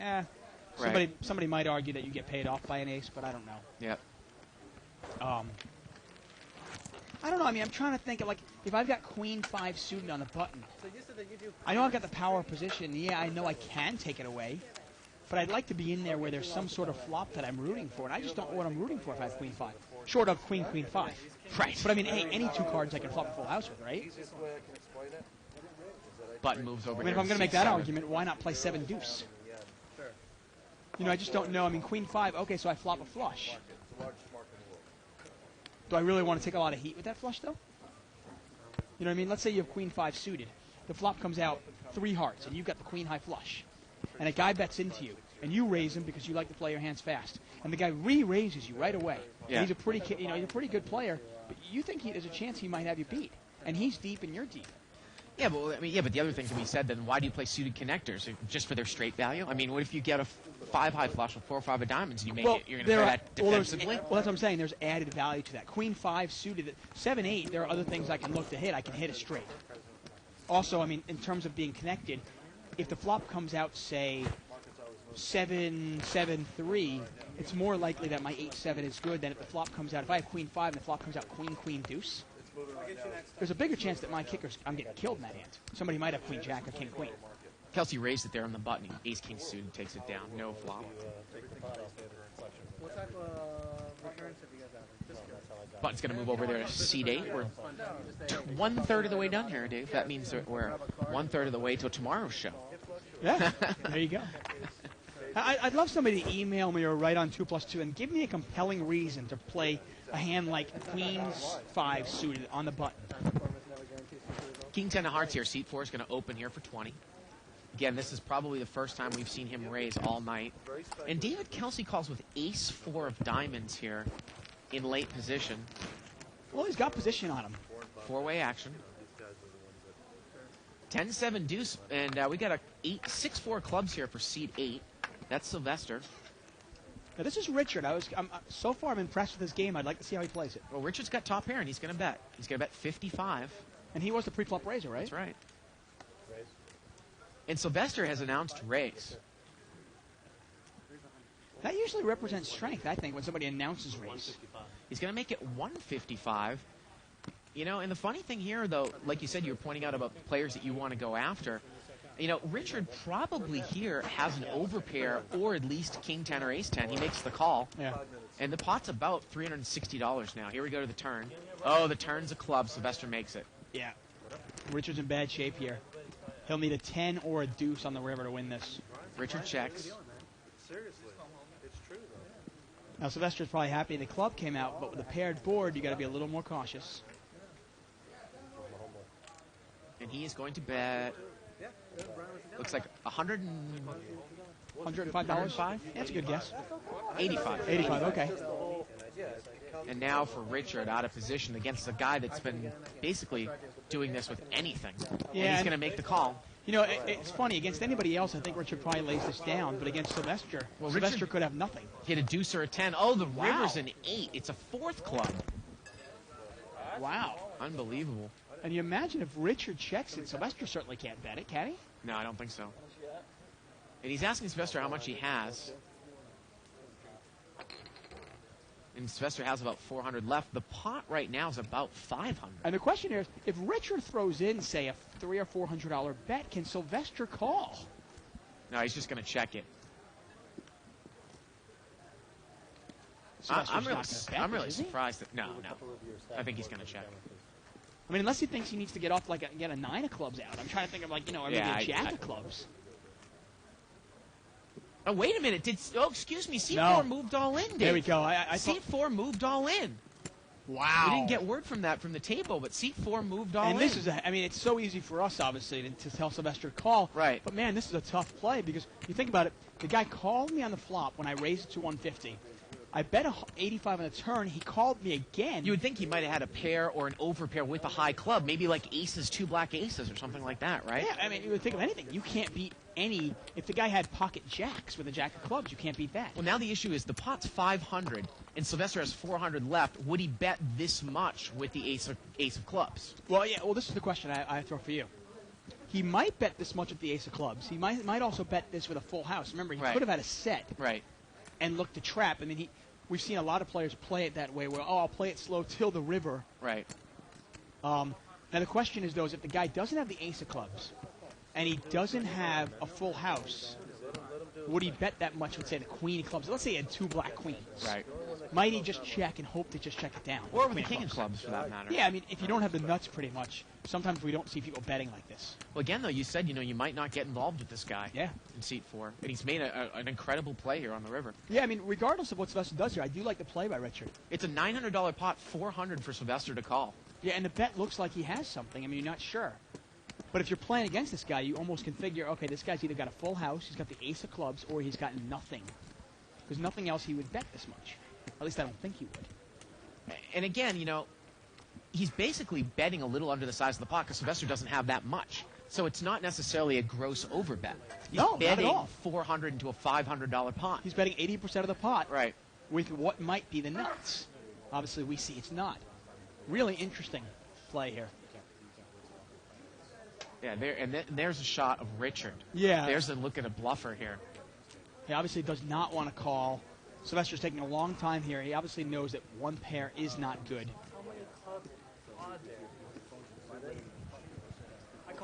And he's going to make the call. Wow. He makes the call.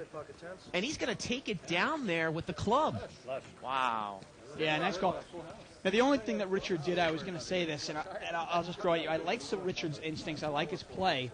The problem is, though, is Sylvester is down tonight. He's losing. Right. And sometimes it can be difficult to bluff somebody who's losing because they are trying to get their money back, and the only way to get their money back is to make big calls. Right.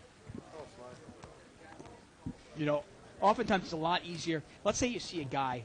Actually, I'll throw this at you. Let's say you're in the 10-20 game, okay, or in the 5-10 game, and you're up $2,600 for the night, Bart. And there's a big, big hand, and I've got you covered. That might be the perfect spot for me to bluff you, because I know that you're up $2,600 tonight. And you don't want to make a bad call and lose some of the money. Right. I know that you I know that's a big win for you already. Right. And I know you don't want to give that away. So you might be easier to it might be easier to bluff you off. Okay? Yep. But the same case, let's say you're down $600 or $700, you might make that call, and I know it's silly, but hey, that's the way that's the way to read people. No, you have to tell me that. You got to think of all these things when you're trying to make a move on somebody. Right. And that he's going to take down a pretty big pot there. I mean, that's over $1,000. Seat 9's got the button here. Yeah. Well, I mean, I guess he figured, could this guy bluff 1 out of 2 times? To make this call profitable? I mean, he almost played it, like you said, almost like a full house. You know what I should have done? Yeah. After that one time? Seat 1 is going to raise here out of the small blind. He's got king jack offsuit, and he's going to raise it out of the small blind. Seat 2 is going to call. Pick one. This is funny. Again, I'm nitpicking here. I questioned the pre-flop raise by Eric out of the small blind with king jack, and I questioned the call by Kyle against a guy that usually plays it pretty straightforward. Yeah.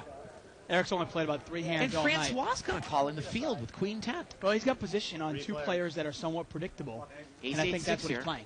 Couple You know what I mean? diamonds. I mean, this is the question now. Can Eric continue? Because we haven't seen him continue. And he is. Wow, okay. Yeah, he's going to make a bet here. And that'll probably be enough to take it away. Well, Francois has, sometimes we talk about calling here in position. Francois has no draw. But again, you look at it and you think, would this guy raise? Sometimes when somebody raises out of the blind and an ace appears, you can really use that to your advantage. Yeah, you can. Because the guy could have jacks, queens, 10, something like that. Right. The turn actually would have been a queen, but as long as Francois is concerned, if this guy had an ace, the queen doesn't help. Right. I will. And button's going to move over there to Eric in seat number 1. I want him in. Pocket jacks here for Eugene in seat 5. Early position. Let's see what he's going to do with it. That is Eugene in seat 5. And he's going to raise. Looks like 50. 55. Wow, big raise in this game. I'll just leave the 5 on top. And I don't think he's going to get called by anybody here. Boy, that's almost screaming like, I don't want to call, right? Yeah, I mean, But look at Gus. Gus has got pocket 10s. yeah, it's funny. I mean, I actually raise more in these games than these guys do. Right. I mean, my raise, I like to raise like almost $40. Well, ace-3 deuce here. And again, I mean, the way that this guy played this hand, could you get him off of an ace? It went check, check on the flop. It almost screams like he had 9s, 10s, or jacks. Right. And now Gus is going to come out and bet. Now, Eugene cannot beat a 4. He cannot beat an ace. Gus has called in the blind. It went check, check on the flop, and now he's let out on the turn here Yeah, and for you about wonder- a half pot size bet. Yeah, and you wonder if Gus is actually. Oh, wow. Oh, and Eugene makes the call, and Gus rivers a set. He rivers a set. And let's see what he's going to do now. The pot's about 200. And look at Eugene stare him down. Well, Gus has got to think his hand is good now, right? Unless he was Oh, scared yeah. that the guy's got aces. But Well, would he Charles really put raised aces that way? pre-flop. I mean, I think you're right. I think you put him on 9s, 10s, or jacks, since you have 10s. Obviously, he doesn't have 10s. So you put him on 9s or jacks. And Gus is going to bet 100 here, and let's see if Eugene pays him off. Yeah, real difficult to put him on a 4, obviously. Pot's $100. Or excuse me, $300. It's 100 for Eugene to call. Yeah, And I'm real again, you surprised- might be more apt to call Gus here just because you know he might make this move with anything. Yeah. One of these days will go up. Good luck. Right, Marty? I mean, believe it or not, the 10 coming out, that is one less hand you can beat. Got to put, obviously, you put Gus on a range of hands. What did Gus call $50 pre-flop with? Might he have called with ace-king, ace-queen? Especially, I think, when, well, I guess Eugene did start with 500. Well, you think about it, I mean, is it really infeasible like Gus would have ace-king here? I mean, he calls Right. pre-flop, he checks to maybe get a check raise on the flop, doesn't get it, then he bets and he bets. Eugene folds. Gus is going to take it down. Funny thing there is if the river is a blank and Gus makes that same move, would Eugene, muck the hand? Well, you assume, obviously, he doesn't put him on a 10 there. Yep. I'll find out tonight. Pocket tens. Oh. So we want everybody to check out poker4ever.com. That's poker spelled out, the number 4ever.com. On Sunday, February 5th, they're having a $10,000 free roll for every player that's just only played 10 raked hands, Dave. 10 raked hands? You can use All the need? bonus code BIKE to get 100% deposit bonus. Wow. So check it out, poker4ever.com. .com. Button moves over here to seat 2. Bonus code BIKE, 100% bonus. Wow. Yeah. Get an interesting email here from Jay and a suggestion from Jay. Says, great commentary, learned a lot, keep it up. Yeah, he'd like 2 live at the bike feeds. He wants 1 feed with no cards, and then the other feed, of course, with the commentary and showing cards. That way he can challenge himself. Well, Isaac can whip that up, can he? Yeah, real easy. I know, yeah, definitely. Obviously, putting out a live feed is very difficult and very costly. And putting out 2 live feeds would be doubly as difficult and doubly as costly. So I don't see that coming in the near future. But thank you very much for the suggestion. Keep the emails coming in. Limped around here. Okay, this $20 bet. Why so much? 6-4-8 with a couple clubs. Looks like Gus has got. No, actually, Kyle's got the best hand here. And I believe that Kyle has bet from the button with middle pair. He bet 20 with a pair of sixes. Got checked to him. Looks like Kyle just. Did he open limp? He might open limp with 10-6 offsuit on the button. Really? Wow. Now, is Gus going to get involved here? He's got ace-4. And he's going to get rid of it. Kind of playing the player, perhaps. Yeah. Throw it away, and Eugene's going to throw it away as well. Yeah. Take it down, Kyle. That's a scary shot over there in the window cam in seat 7. I don't know if we can. Oh, we missed it. Little nostril Yeah, shot of yeah. David Kelsey there. He's staring right at the camera. Big blind. Button moves over here to seat 3. Once again, we'd like to keep the show as interactive as possible, so keep the emails flying in, folks. Yep. Live at thebike.com.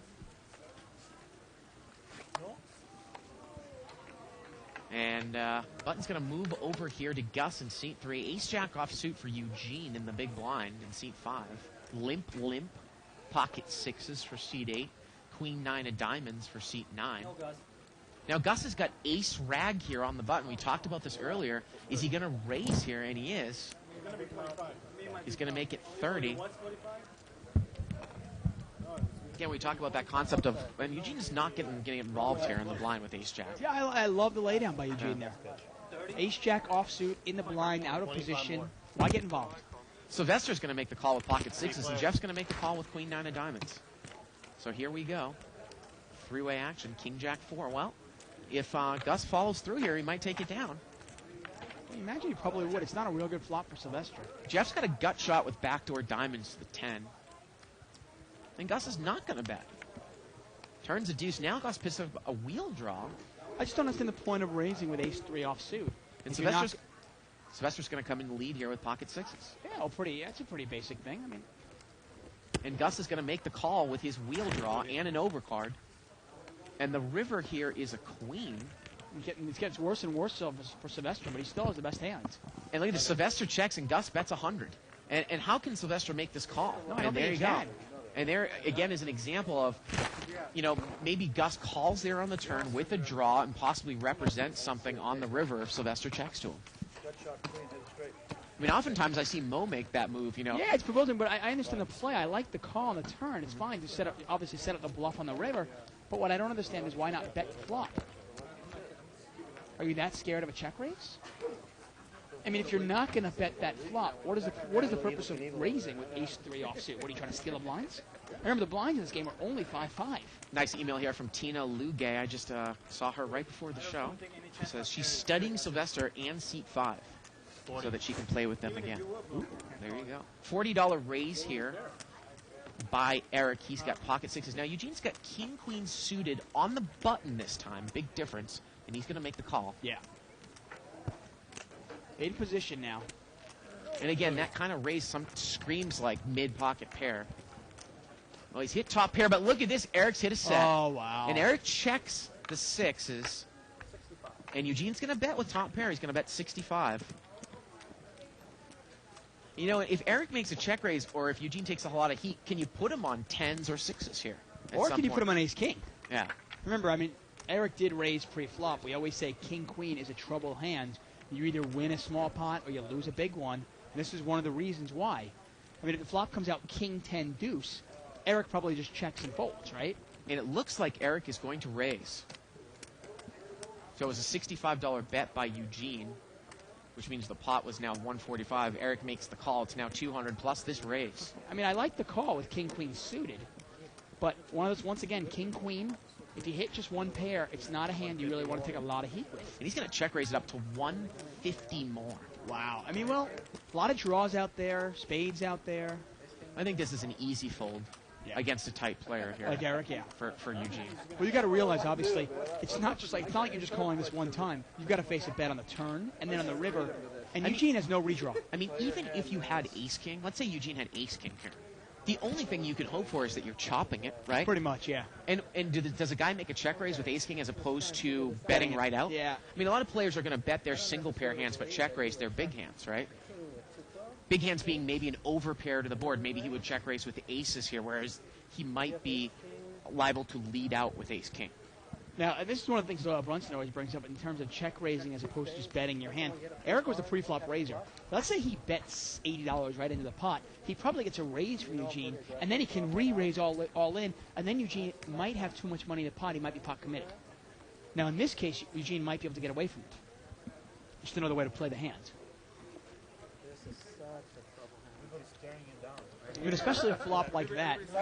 Sometimes I'll be apt to, like, let's say the flop comes out 6 deuce deuce. I might be apt to check that because I don't think it hit my opponent. But when a flop comes out with a king there, I'm hoping my opponent's called me with ace king or king queen. Now it's 150 again back to Eugene. Well, it's funny you said that Eugene might raise there. Now, I remember when we used to do commentary way back when. We always used to preach that's obviously the best way to play it. But as I get into bigger and bigger games, with king-queen with a backdoor diamond draw, again, I might just call heads up on the button and see what happens on the turn. Right. You know, it's definitely a way to play it. But Eugene's going to make the call, and I think, I got to tell you, I mean, love Eugene, but I think that was a no-brainer fold there. Yeah. The turn's a jack. It's a third spade. Wow. Well, Eric's got a spade in his hand. Eugene's picked up a couple more outs. He's open-ended now. He needs an ace or a 10 that is not a spade, folks. And Eric just asked Eugene how much he had left, and Eugene eagerly put out those chips. And now Eric is going to check, and Eugene's going to move all in. Really? Wow. Wow. But that's not a big enough bet. There's no way Eric's going to go anywhere. Yeah, he's going to bet 150, Dave, into a pot that's about $500. Yeah. So the pot's now $615, 115 to call. Oh, yeah, it's a no-brainer call. Yeah. And Eugene has picked up outs here, folks. He needs a 9 or an ace that is not a spade. Go ahead. Go ahead. Yeah, and he's going to make the call. It's not the card I wanted to see there. I'm not in a flush draw. Yeah, and Just don't put you on ace king. I just, well, Eugene. Well, Eugene says, I don't put you on ace-king. Well, then what can you beat, Eugene? Right. Come on. Again, like you said, he needs an offsuit straight card here to come on the river. Here we go. Oh, that's not it. No. And the set of sixes is going to take it down. I mean, the only thing dangerous, and I'll just throw this little devil's advocate at you, the only thing dangerous with just calling bets if you have king, queen on a flop like that is, Right. what happens if you get a pretty cagey player who's on a draw and is betting his draw, but he's naming his price? You know, obviously, that's one of the reasons why king, queen is really tough to play, because it's almost a hand that you're scared to raise with. But at the same time, if you just call, you might be giving your opponent the odds and the price to go for a draw. Well, then, but I mean, and here's another thing to talk about, again, in deeper stack games. This game, I don't think you're stacked deep enough, where you could possibly call. And depending on the player, well, even if I had ace-king, and the guy called me, he might not even fire out from early position at him again. You could actually check the turn and control pot size. Yeah. This is something, again, and keep the pot a little bit small. Yeah. You know, just different ways of playing it. Definitely. Yeah. And obviously, it all depends on who you're playing against, Right. and how you're trying to mix your play up, and how often you play with these players, and so forth. I just think the more and more we do this, the more and more I realize that, you know, originally, Dave, we came from a limit hold'em background, and a lot of times in no limit, one pair of hands aren't going to be good as much as they are in limit hold'em. Right. Well, I mean, you certainly don't want to take a lot of heat. I mean, Right. I mean, obviously, one pair wins just as much as two pair, right. as it does in limit hold'em. But you just don't want to take that much heat with one Right. pair.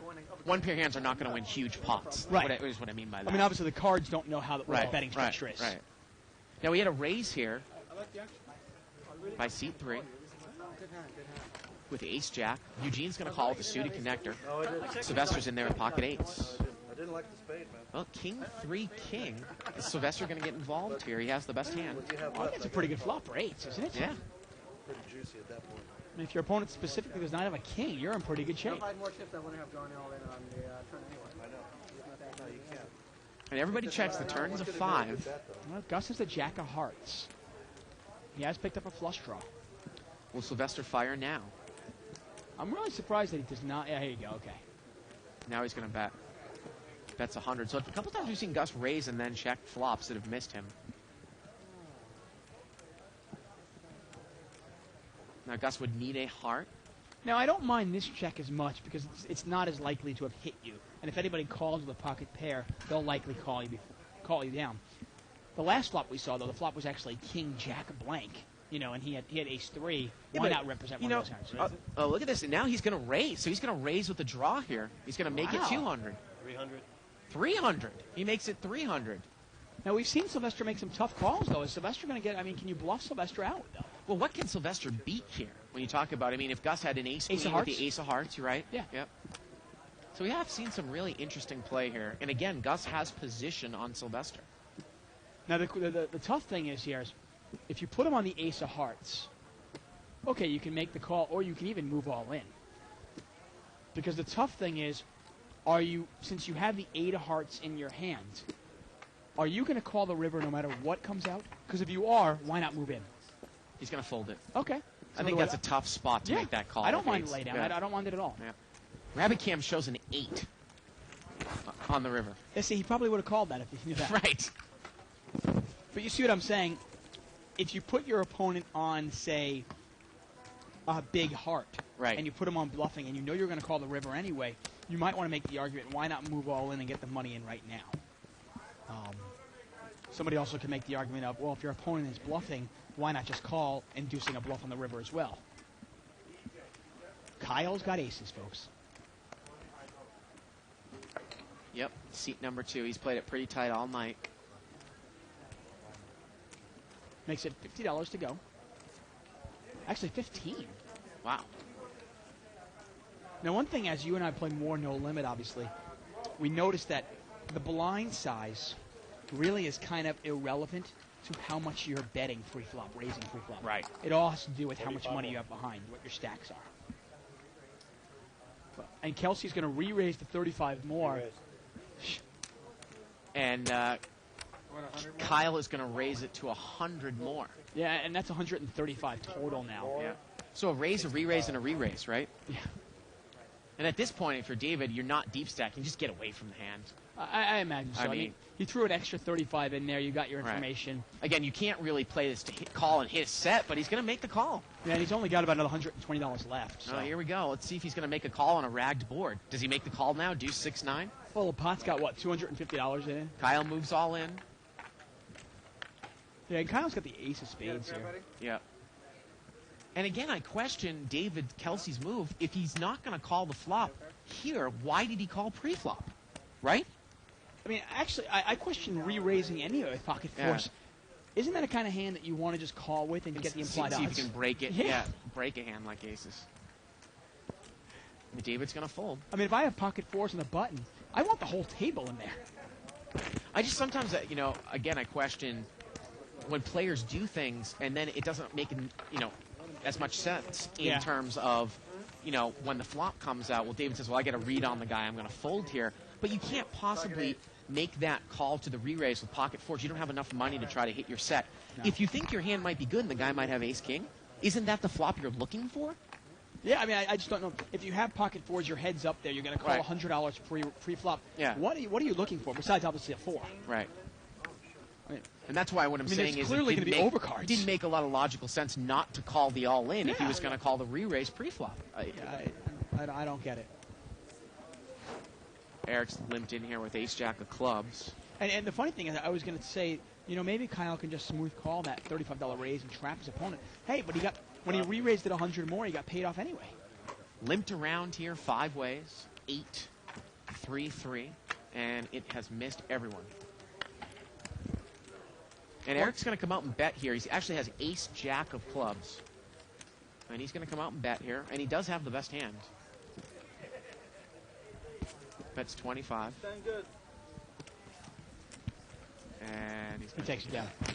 Once again, we have one 2+2er, and 2+2 is a live thread that you can follow along while you're watching the show. Right. Go to 2+2.com, and our one 2+2 is right there. That's Jeff Klein, and he's surfing a line eye on 2+2. We haven't seen him play many hands. He's kind of been card dead tonight.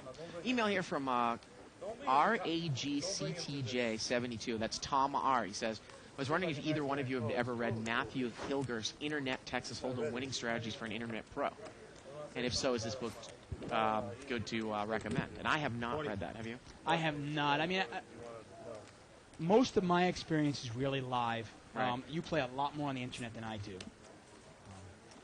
I try to get in about 10,000 hands a month, which is about 10 hours a week. Raise here by seat 4 with ace-king of hearts. Francois has called. He's dominated with king-jack. There's a $40 raise, and they're heads up. Now, let's see if Francois might be able to use his position. But look at this. Richard's he's gonna take all the play out of it. He moves all in. Takes it all. A little continuation bet there with ace-king. Rag board. Kind of the Russ 9-6-4. Fox continuation bet, right? Yeah. Yeah, you play about 10,000 hands a week. Well, I play about 10,000 hands, I want to say every... 10,000 hands a month. A month. You play 10,000 hands a month. Yeah, I yeah. probably play 10,000 hands more like every... Year? 6 months. 6 months. Yeah. Yeah. Again, I'm multi-tabling. Usually get Right. about 250 hands in per hour at 4 tables. Yeah, I mean, I might play. I'm trying to think. I mean, if I think about it, I usually try to win a seat to some of the big events, the World Yeah. Series and so forth. I might play 4 hours a month online, 5 hours a month online. That's it. David Kelsey's going to raise here 50 with ace rag, ace 7 offsuit. C2's got pocket deuces here, but David doesn't have enough for Kyle to make this call. He only has about 200 left. Now, the one thing great about this game is if you are patient and disciplined in this game, you really can pick your I spots. think this Richard doesn't. Richard's going to. Well, Kelsey's on the short stack. He's going to push the rest in. Wow. But can David just easily fold it, though? I mean, you've got to think that you've only got 3 outs, right? Right. You can't put him on the overcard. Yeah, I mean, there's no way you can put this guy. You got to go, okay, the guy's got ace-king, ace-queen, which gives me only a 7 as my out, or he's got a pair higher than 7. Well, if that's true, the pot's going to have to lay him 2.5 to 1 for him to make this call. Right. And that it's a pot odds question. If the pot is laying him 2.5 to 1, he can make the call. He's going to make the call. Wow. Can't quite see what the exact numbers are. Yeah, I mean, he's in better shape than he probably would imagine he would Right. be. Oh, absolutely. I mean, this is, it's almost it's a coin toss. These Yeah, he sixes put him are on slight pocket favorite. 9s, he said. He goes, you have pocket 9s? Well, Yeah, I want to say Richard's probably, what, maybe a 54-46 favorite, somewhere in that range? well, there's the 7. Yep. Richard's going to need to catch a 6 or running straight cards. Yeah, you wouldn't think that would be good, but hey. Yeah, a 6 and a 6 only. And again, Kelsey's going to have to show this hand down here. Well, he doesn't have, I mean, he doesn't have much much of a table image as it is already, so showing this down won't really hurt anything. Ace-7. There it is. Yeah, take it down, Kelsey. Doubles up there. Again, I mean, I have respect for David Kelsey's game. He played it straightforward, and now, I think he thinks he needs to start mixing it up. I just question some of these players, and not just him, Sylvester and Gus, what they're doing tonight in terms of when they're mixing it up. It seems like, okay, I need to mix it up, but they're not choosing the right pre-flop cards to mix it up with, and the right positions to mix it up with, right? Yeah, it's a trap. It's a trap that a lot of good poker players make. Right. And some people at home are going, "What do you mean good poker players?" A lot of players that are pretty good poker players, Right. they start thinking that they can outplay players. They go, Right. "I'm a good poker player. I'm better than so and so. I'm going to start playing more hands, and I can outplay them." Yeah. And you've got to realize that one of the reasons you are a good poker player is because of your pre-flop hand selection. I have an email here from Binky on 2+2 Fred Parker saying that he'd like to hear more analysis on why to play or not to play starting hands during the game. Your comments tonight are pretty good, so I'd like more expansion. Well, obviously, Thanks. No Limit Appreciate Hold'em you, Fred. is more of a post-flop game than Limit Hold'em is. But, you're always making your first mistake coming in with a hand that you shouldn't be coming in with pre-flop.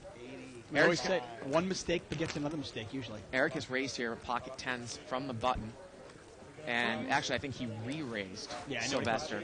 Sylvester made it a little $15, and Eric re-raised to $60. He's going to take it down. Like you say, and to totally agree with you, you really want to look for reasons not to play any hands in the first three positions. Yeah.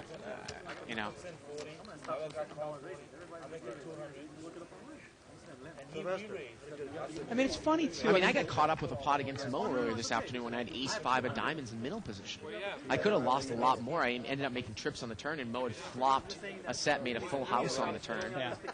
And actually respected my play so much that didn't even raise me on the river, figuring the flop was 5-4 deuce. He had pocket deuces. You're actually lucky you put a little bet on the river. I put a little stop bet in on the river, Yeah. and with the intention of folding to him raising, and he just called, figuring I could have had 4-5. But I'm saying if you had checked instead of betting, Yeah. and he puts in a big bet, Yeah. what do you do? What do you do there? Richard's got a big hand here. He's got a couple of red aces. Out of the big blind, and he's going to raise. He's going to make it 30 to go, and Kyle's on the button with Jack-8. Offsuit. Well, 7, 8, 9. He's got middle pair and a straight draw. Yeah, he's got a gut shot. Richard checks immediately, and Kyle's going to bet here on the button. So you got to think Richard's probably going for the check raise here. We've seen that so often. Well, somebody will raise with a big hand, get it heads up, and then check it. I believe that Richard has moved all in, and he has.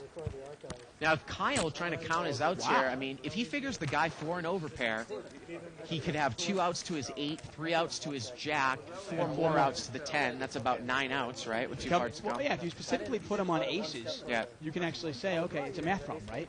9 outs with 2 cards to come. He's not getting 2-to-1 odds, which is what you would need, basically. It's exactly a flush draw. Yeah.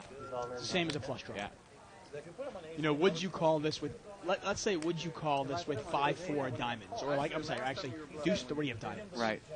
Well, it was 140 in the pot. The guy moved all in for another 300. So you'd have to call about 300 to win about a $460 pot. The odds just aren't there. No. And that guy screamed like he had. I guess he could have had overcards and a flush draw, but still, you put that, put him on that hand a little bit at a time, and maybe, 80% of the time on that overpair. We see that play a lot, though, don't we? It's an odd play. It's something that's never really occurred to me to George do. Georgian, I've seen him do it. Again, pretty solid player at the upper levels, where guys will check their over, they'll make a raise in early position with an overpair, then check the flop. Now, if you've called them, then you can check right behind them if you have a draw. Yeah. You really can, By doing that, and by putting that in your mind, what they're hoping is that they're hoping to nullify your positional advantage. Because if they're checking their made hands, they can also check when they have, say, ace-queen. And you might check behind them thinking they've missed. Or they're thinking they have a monster. 3-way action here. Jack deuce 9 with a couple hearts. Eugene's got overcards with a gut shot. Plus the king of hearts. I definitely think he can bet it. Turns a jack. Eugene did not bet on the flop. If he had bet the flop, he probably takes it down here. And now Richard's going to put a little weak bet out here, and Eugene's not even going to get involved. Yeah. But Kyle calls with the ace of hearts, ace-5, and the river is a heart. Kyle's got the nut flush. He also is in position against Richard. Yeah, Richard's got nothing here. last time there were 4 of the same suit? If Richard comes out, Dave, if Richard comes out and makes a bet here, Yeah.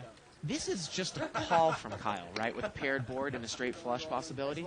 Could you ever get a call from someone with the king of hearts?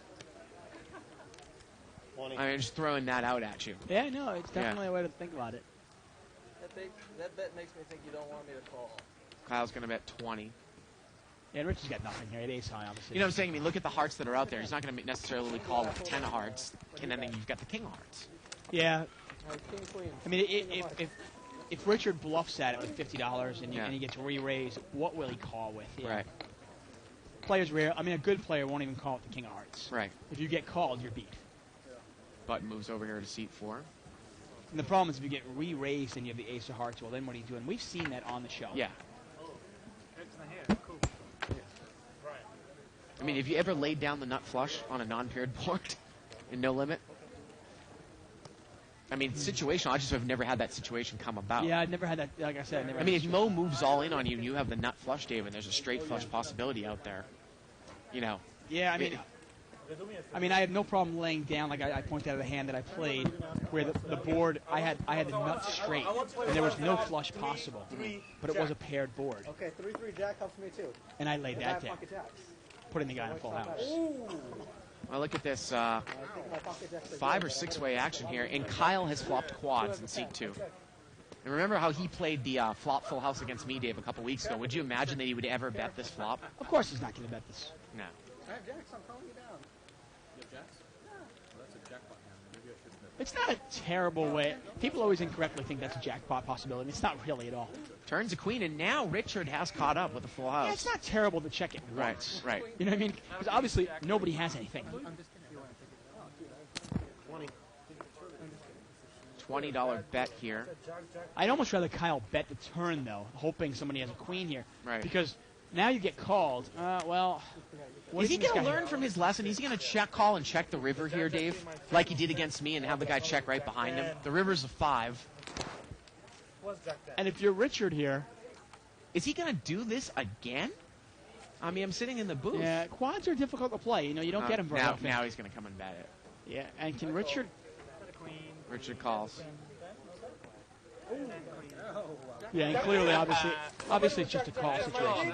Well, I mean, I think you'd be more apt to check with quads. Not that this, you know, how often you flop quads when there are overcards that can come and make a full house. Well, let's say you had 4 aces and the flop came ace, ace, ace. Is there any value in can anybody possibly catch up in terms of if you're playing on a non-aggressive table, as opposed to getting money in there with maybe possibly getting a call from someone like pocket 7s or pocket 8s or something like that? Yeah. As we take a look at a chip Interesting count. point. Eric here in the late of 1400. Sylvester, after that big call at the flush draw, up to almost 1,000. Richard building his stack back up. He's at the 525. And Surfer the Line Eye there, you bring up the rear. He has been card dead all night Yeah. long. It's an interesting thought. I mean, I guess when you're thinking about catching up, you know, quads are difficult when you flop quads, and I'm not talking about a paired board. If you have pocket 6s and the flop comes out king 6-6, that's different than, you know, 3 jacks. and Right. a jack. I mean, you just got to you've got to try to disguise your holding a little bit, Right. and hope somebody gets stubborn with a pocket pair. We have a raise here by seat 4 with pocket 10s. And Francois going to call in the blind with ace 8 of clubs. Wow. 10, 9, jack. Richard's got middle set, but he has no hearts. Yeah, this is funny. This is a hand that a lot of people like to play really, really hard because they're scared. They go, oh my God, what a board, I've got to bet this. And they almost move all in right away. Well, I would almost rather I'll play it a little slow once, see for a safe card on the turn, and then I'll push. Look at this. Francois going to call with a straight draw. The turn's a 3. See, now the pot's a little bit bigger, and now I can really push. He checks. But I will often play it a little slower here. And you know what? If a queen comes off, or an 8 comes off, or another heart comes off, I have no problem getting away from it. 55. And look at this, Francois. I was thinking that maybe Francois was going to lead into the turn, but he's going to check raise the turn. And he is going to check raise, and he's going to make it 200. And Richard calls. Yeah, and well- Francois is going to need to hit a straight here. Yeah, the problem is Richard's got redraw, even if the guy's got hearts. And the river is a 5, but the set of 10s is going to be good. Yeah. And I think Francois must have just figured, well, unless this guy has a huge piece of this, Can he even call with an overpair that aren't hearts? The board's so connected. Could you call there with two, say, black kings or black aces if you were deep? Yeah, I mean, You know, right, you can't call two black aces. The only problem with those, if you put the guy in an overpair, if you put him on a real hand, you might want to save some of that money for the river. to try to bluff off on the river if a scary card comes, right? Well, you think about it, if the guy's got a draw, if the guy's got a draw, let's say the guy's got kings, right? And one of them's the king of hearts. He might make a crying call on the turn thinking, well, I got enough, there's enough odds for me to call off if I hit my heart. And in that case, he might have actually thought he was behind with a set even. But, you know, he goes, well, you know, there's enough money in the pot. I'm going to go for it. Maybe I can get a full house.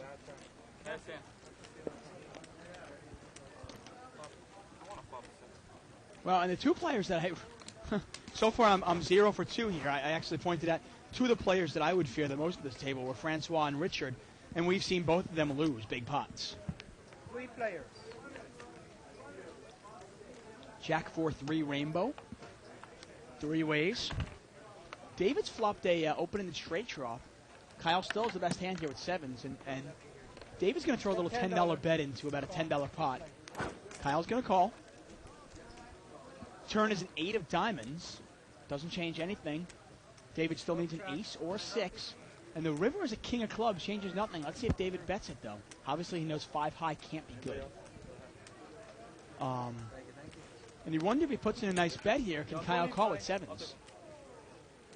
No, Kyle can't call. Yeah. This is one of those times where maybe you'd put him on a jack and maybe he made 2 pair. Oftentimes, I'm a big proponent. You'll see it more often than not. If somebody is betting the river, most times people either have a monster or they have nothing at all. Most players that play no limit are almost scared to bet the river, to value bet.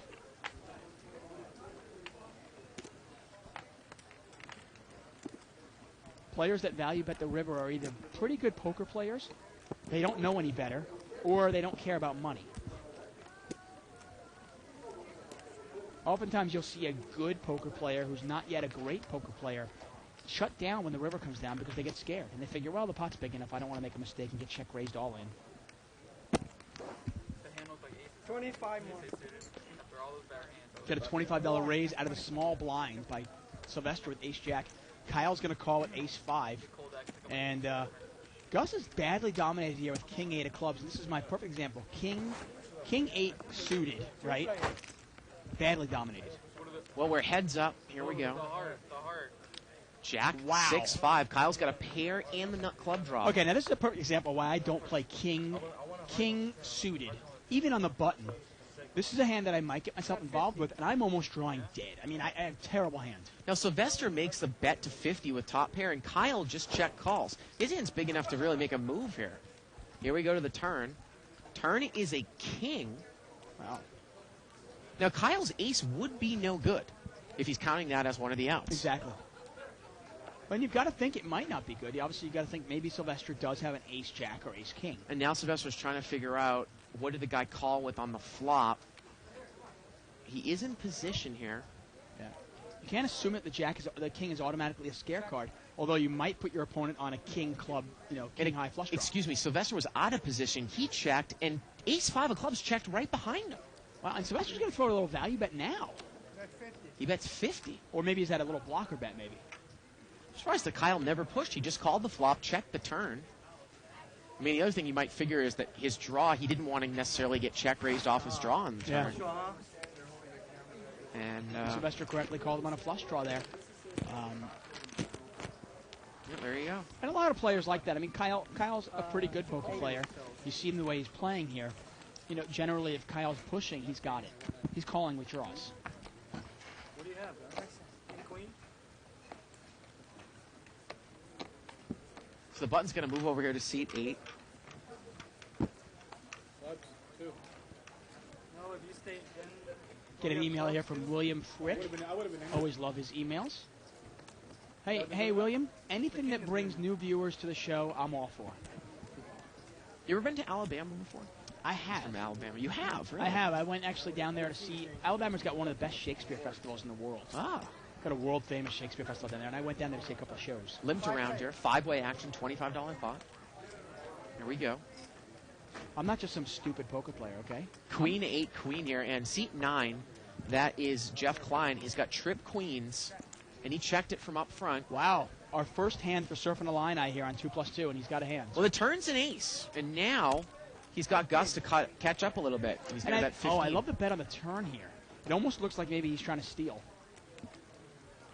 Problem is, though, Jeff Klein hasn't played a hand all night. And now Gus looks like he's getting racing chips out. Now, the problem here for... 45. Can you re-raise here with Queen Jack? He's going to make the call. 2 players. I mean, maybe against Gus. And the river's an 8, and the queens fill up. And the only thing you can lose to is ace-queen. That's it. Right, exactly. And he's going to bet. And now Gus can't beat an 8, and he can't beat a queen. Yeah. Now, sometimes this is the advantage of betting from early position, because could you bet somebody off of a chop hand here? Yeah, exactly. I mean, if you could really push and bet someone off of a chop hand. Like, would you be betting an ace here? The interesting thing about the way Gus is playing this hand is, you know, Gus is playing it aggressive versus everybody at the table, but do you really want to get involved with Jeff there in seat 9? Jeff has played it ultra conservative. He's really been waiting. And Gus is not going to. I'm trying to figure out Gus's kicker would have played their aces and queens with the 9 kicker. Well, not really, because the other guy, the guy would have had aces and 8s. Aces and queens with an 8 kicker if he had a smaller ace. That's right. Exactly. If he had ace-5 set. Right. No, it wasn't that. It's just you called too quickly the first time, so I knew you had a queen. And Jeff takes it down. Nice hand there. Right? Mike Yeah, right. Naguchi says, Mike Naguchi. I think Sylvester and Mo are the best no-limit players on the show, consistently top players. Barry is reckless and lucky, and my guess is he's got a big bank by the way that he plays. I think Sylvester should move up and play the 25-50 no-limit. I'd bank on him in that game. Would you guys? We'll Yes, I'd bank him in that game. Really? Raise it up here to 30 by seat 4. He's going to come in with 9-10 off suit here. Is there anybody you would actually, I mean, let's say you had tons of money. Is there anybody that you would bank? I mean, for profitability, I just think that there are better investments than other. That's what I mean. Buy I'm some commercial real estate. Pure profitability. King 9 deuce. Well, Richard brought it in with 10-9, and he's hit middle pair, but he checks it. And it's going to get checked over to Sylvester, who called with pocket 4s. And you know what? It looks like he's going to bet. And not a bad bet, you know? Not at all. Hey, if your opponent doesn't have a king, why not represent it? And he's going to make a real bet, but Richard's going to check call here. And now if you're Sylvester, how do you play it? I mean, I guess there's two schools of thought. Easy lay down for David here, though, right? Yeah. Could you get the guy off of 10s, jacks, or queens with a big bet, or do you take a free card here on the turn? Well, the free card's not really that valuable. Remember, you only Right. got if he's got you beat, you've only got 2 outs. Turns a 5. Remember, the board is not draw heavy. And now Richard's going to come out and bet. Little blocker bet. He bets 50. Does Sylvester sense a little bit of weakness here? Could Richard possibly think he has the best hand the whole time and he's trying to get raised here because he's going to call anyways? Well, let's see. Well, Sylvester's just going to call. Well, he's setting up a play, maybe. Yeah, on he the might river. set a play up on the river here. Yeah. Let's see. Well, the river's a deuce. I was going to say, if it was an ace on the river. Well, let's see if Sylvester can put out a nice, like, $200 bet here. Yeah, it was checked by Richard, and let's see what Sylvester's going to do. He is going to bet 175, which is a little under the size of the pot. And look at that. There Yeah. you go. Calling in position with a weak bet on the turn from a guy that showed no strength on the flop. Yeah. And then when it gets checked to you, betting the river big is a lot of times a profitable set of circumstances and a profitable move. Yep. So I'm trying to think if there's anybody. I might bankroll Mo, you know, in the 25-50 game or the 10-20 game. That might be a decent investment. Very few players, though.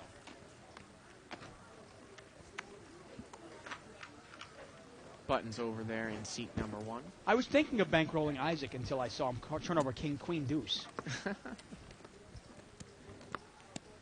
25. Seat 7's going to raise it up to 25. Deuce 3 of diamonds. Yes. Sylvester called here with pocket 5s.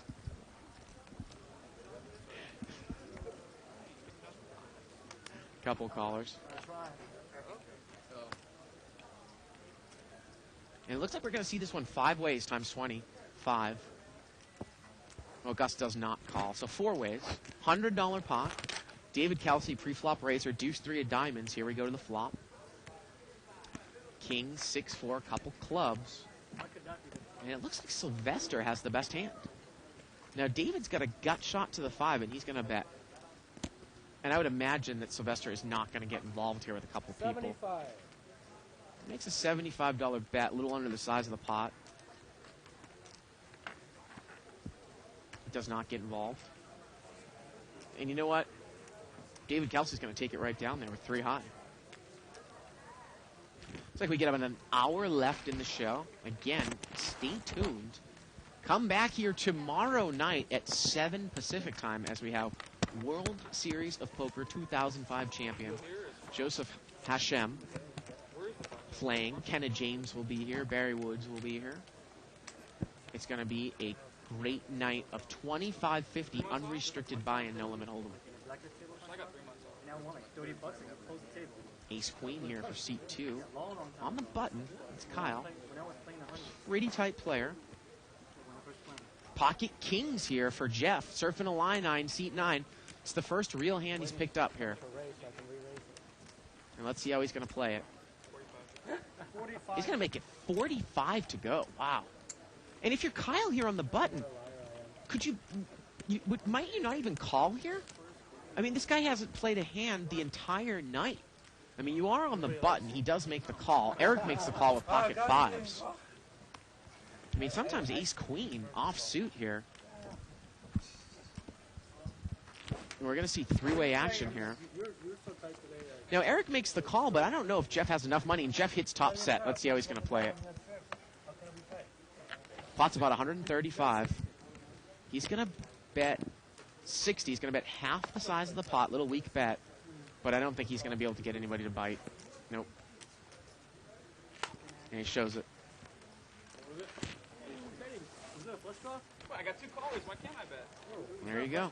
Oh, wow. Thanks. I'm glad I didn't re-raise that. Francois took his cards and showed it to the whole table. I love it. No, I haven't raised it, but this guy comes over. Again, you can email us at live@thebike.com. Follow a live thread that started on 2+2, 2plus2.com, spelled out. Click on forums. World Poker Tour and other televised tournaments. Official Live at the Bike thread for February 7th. And go and check out the LAPokerscene.com. Come and play with me in a bounty tournament on Sunday afternoon. Can you knock me out? No. No, I mean, what? If I flop my set, I'm dead. Wow, look at the amount of chips Eric has over there in seat 1. And you got an ace too, right? We got a straddled pot here by Francois, so it's going to be 10 to call. Francois in seat 6. He's going to have the option. And we're going to see this one. Looks like 5 ways. We cannot see Francois' hand. He checks it out of the straddle spot. Queen 3 of diamonds. Oh, that's a monster. 7-3-7, and Eugene's got trip 7s. And he's going to come out and bet with trip 7s. He bets 20. And look at this, Francois has raised with a 3. He's made it 60. So Eugene's come out and bet right into trips, and Francois has raised him with the 3. You cannot check it down? And sometimes Dave and I talk about, Really? Okay. I think they're going to check it down here. Because sometimes when you talk about when you get heat, and look at this, the turn is a 3. Francois filled up, but Eugene's got top full house. You know, Dave and I often sometimes talk about when you receive heat from a solid player. I come out and bet with 7-10 there, and Francois raises me. You guys start thinking, I mean, what would Francois raise me with? Could I possibly not have the best hand right now? Now, in this case, Francois raised with a 3. Love the bet by Eugene. Love the bet right into the trips. Get somebody to think, okay, this guy wouldn't bet with a 7. There's no way. I'm going to raise him with my 3 and represent. I just thought that it was interesting that Eugene wasn't comfortable with his hand. Agreed to check it down. Yeah, well, I mean, Maybe somebody else will call. I'll still move on. you know what's funny? He's out of position, and if Eugene calls and then bets the turn and he gets called, there's no way he can have the best hand. I mean, right? I mean, you know the other guy's got 7 also. $45 raise here by seat 1. Pocket 5s. Gus is going to call with pocket 8s. Francois called with ace-jack offsuit. And we've got about $135 pot going three ways. Wow. Eric is the pre-flop raiser, and Gus flops top set. Not a bad flop for pocket fives. No, not at all. And Eric is going to make the continuation bet. Let's see how Gus is going to play it. You know, if you're Gus, do you raise right here and hope that Eric has an overpair? You know, it's funny. Obviously, we see what Eric has. The problem is if you just call, you know, Eric's not really going to lose much money on this one, is he? I mean, what can Eric catch besides maybe a 5? $75 bet here by Eric. And I don't think anything you do keeps Francois in the pot anyway. Why not raise and hope he has aces or kings?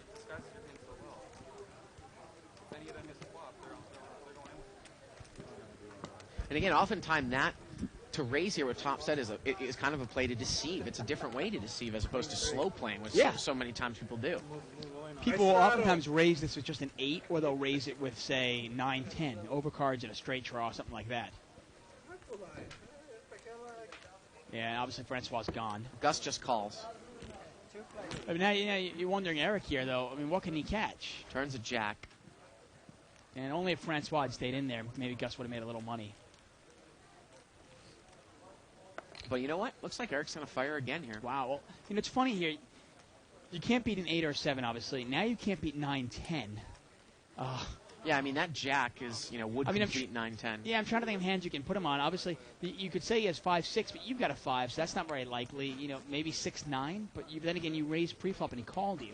He's really playing like this, like he's got an overpair, and he's going to bet again. Yeah. And looks like he's betting a hefty amount, too. What's he betting there? Maybe 100? 155. Wow. 155. I mean, if you're Gus here, can't you push and hope the guy's got aces or kings? Yeah, there's a couple purple chips there. I mean, the pot now is about $400, $155 to call. I mean, unless you think the guy's got aces, and you think, you know what, I'm going to let him keep betting into me. I mean, because Eric's actually drawing dead, folks. Yeah. Obviously, if you knew what Eric had, I guess there would be no reason to raise, but... Right, exactly. Well, what I'm saying is, if Eric's got... Remember, you have position on him, and there's one more betting round. Even if you put Eric on aces, might you still just call this? Might it be an argument, or just call this and let him bet into you on the river as well? Could there some action killers come, though, like a 9 or a 10 Possibly, on the river? Yeah, you're right. Gus is going to raise. Yeah, he makes it minimum raise, I think, here. Yep. He's going to make it 310, so it is the minimum raise.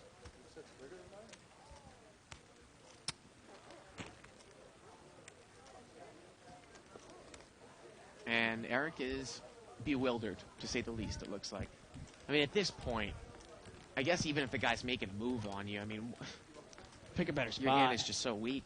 You know, Eric played it aggressive. Yeah. He raised pre-flop. He bet again. You know, yeah, what can you beat? Exactly. Yeah. You know, if the guy just called you the draw, he probably got there with the jack of spades. Well, actually, he did get more money out of slow playing it because... But I think, Eric went wrong. I mean, he did play it aggressive, but where he went wrong was that... I mean, I'm not saying that he was over-aggressive, but when the jack comes there on the turn, do you just shut down? Obviously, it's easy for us to say, but... Yeah. Well, what could Gus possibly call you with? Unless you want to bet him off of possibly an 8 or 7, you know you're behind, and you want to make it look like you have an overpair.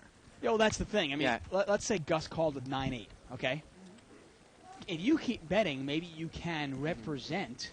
I mean, let's say he has 9-8 there. The jack comes up. You don't want to give him a free card if you've got aces or kings. Eugene's going to raise it up to 20 here. He's got queen 10 of diamonds on the button.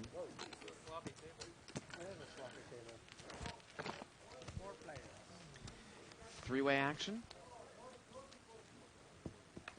King 5-8. Well, David's hit top pair here. Eugene's got the flush draw, though.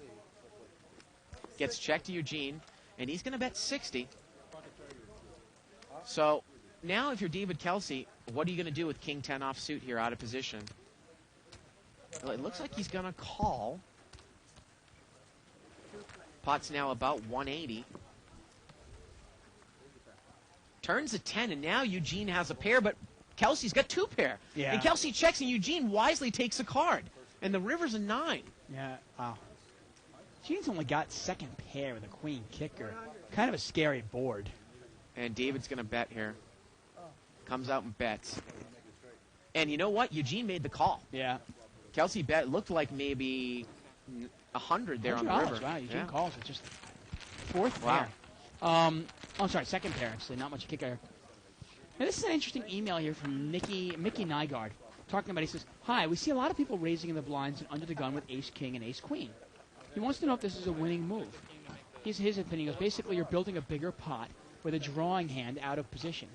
Just wondering if it's too weak to actually fold ace-queen under the gun and limp with ace-king and not raise with any of the hands in the blinds. Could be interesting to hear what you guys think. Regards, Art Vandal." Well, I think it's a great. Is that guy's really? Is his name really Art Vandal? No, That's what it looks like. the architect. I think it really depends on the table, Dave. If you've got a loose table, I think you can raise those hands for value, can't you? Almost. I mean, it's. Yeah, the problem is that I'm assuming he's talking about ace-king and ace-queen offsuit. The problem with just limping in with ace-queen in early position is those aren't hands that do real well multi-way. Folding ace-queen in early position, no, that's not. I don't think that's too weak. No. Pocket jacks here for Gus. I don't think he raised. Flop comes 9-7 deuce, so Gus did not raise. And look at this, Sylvester's got top two. Yeah. Gus didn't raise pre-flop. And Gus is going to bet 30, and he can't take heat in a limped pot, right? Well, no, I mean, you know what I say there. Yeah. A lot of hands this guy could have. And let's see how Sylvester's going to play it. Remember, it is also Kyle betting. No, I'm sorry, it's Gus. No, it's Sylvester here. Sylvester could have anything. Sylvester just check calls. Why don't you raise there? And the turn's a 7, and now he fills up. But you know what? Gus might think that Sylvester's just making a play on him. It is a limped pot. He comes and bets right into the full house. He bets 75. And look at this. Gus is making a huge mistake here, overplaying his overpair in a limped pot. He's going to make it 200 to go. And now if you're Sylvester, obviously if he were to re-raise, I think Gus would fold the hand. And the interesting thing is, what are you going to do? Are you going to check it here? Are you just going to call and then throw out a $300 bet on the turn?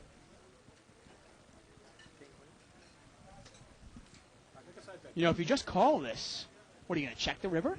Or are you going to call and then throw out a $300 bet? And I think that's obviously what Sylvester is trying to figure out. Obviously, it's hard to slow play out of position here. The pot's about 350, 125 to call. But I mean, if you're Sylvester, what do you put Gus on here? I mean, obviously you think you have the best hand. I mean, you got the full house. No brainer. You definitely know you have the best hand. How about you just mini re-raise it? That might be a good play. Make it 400. I mean, a lot of things you can do here. I mean, you're Sylvester. You've been making moves all night. You can even overbet it. It's all a matter of what you think Gus might have. I mean, hey, Gus might even have a 7.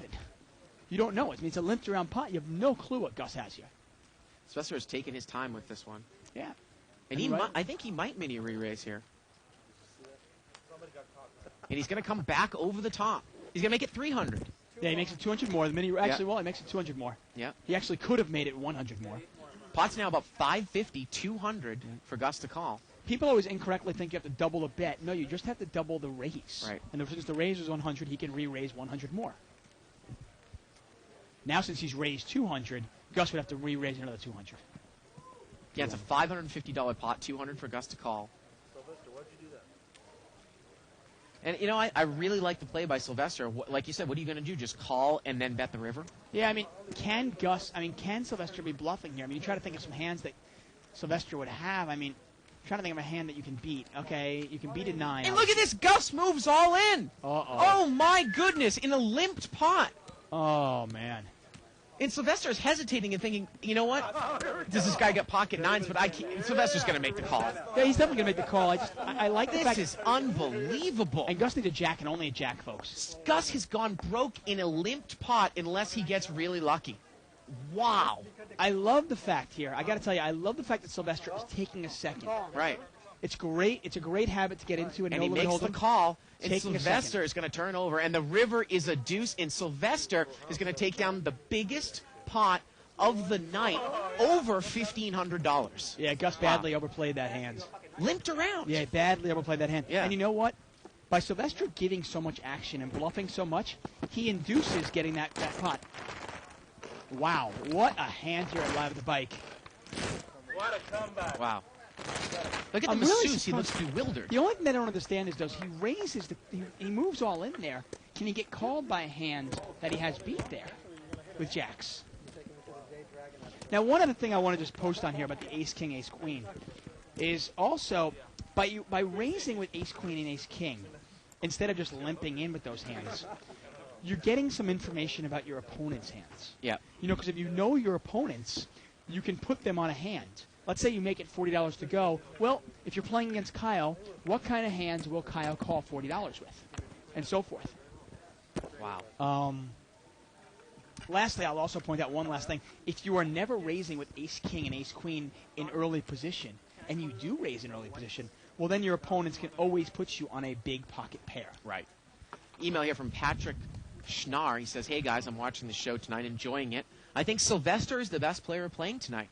He tends to get sucked out a lot more than his opponents, but I think he would do very well in, say, 5-10 no limit and above. And that's from Patrick in New Brunswick. Wow. There you go. Well, hey, Sylvester's he's getting the votes of our email viewers. That's Sylvester's hand. Limped around. And he's bringing in, he's our big winner tonight so far, too. King Jack 6 here. In a limped pot, Dave. I mean, I talked about this. I mean, how can you give all your chips away in a limped pot when you can't even beat trips on the board, right? With jacks. Yeah. Can't beat anything. I mean, what can he beat? Turns a 9. Wow, and Kyle's made a straight. He has a nut straight here. Yep. Bet 20. And he bets $20. Now you can see here, this is one of the values to mixing it up in a no-limit game because you get paid off. You wonder if, like, let's say Surfing a Line at Jeff Klein in seat 9. If he does that, does Gus get away from it? Right. I would think he would. Right. Yeah. And Kyle's going to take it down here. Get a nice email here from Sean Lynch. Yep. He's saying he came across the show when he was skimming through 2+2. And he says, your show is the best thing to happen since, or the best thing to happen for televised poker. It's the best show that's on. Not only has it restored his interest in Hold'em, but it's improved his game. Well, that's what we're here for. Great commentary, great quality coverage, great variety of games. And of course, you know, if you can't watch us during 7 to 10 Pacific time, you can always watch us on a rerun that's on 24-hour loop, Right. or you can sign up for the archives by clicking on the on-demand banner. Yeah. Well, it's great that he says he loves the fact that he can watch it on his schedule. Right.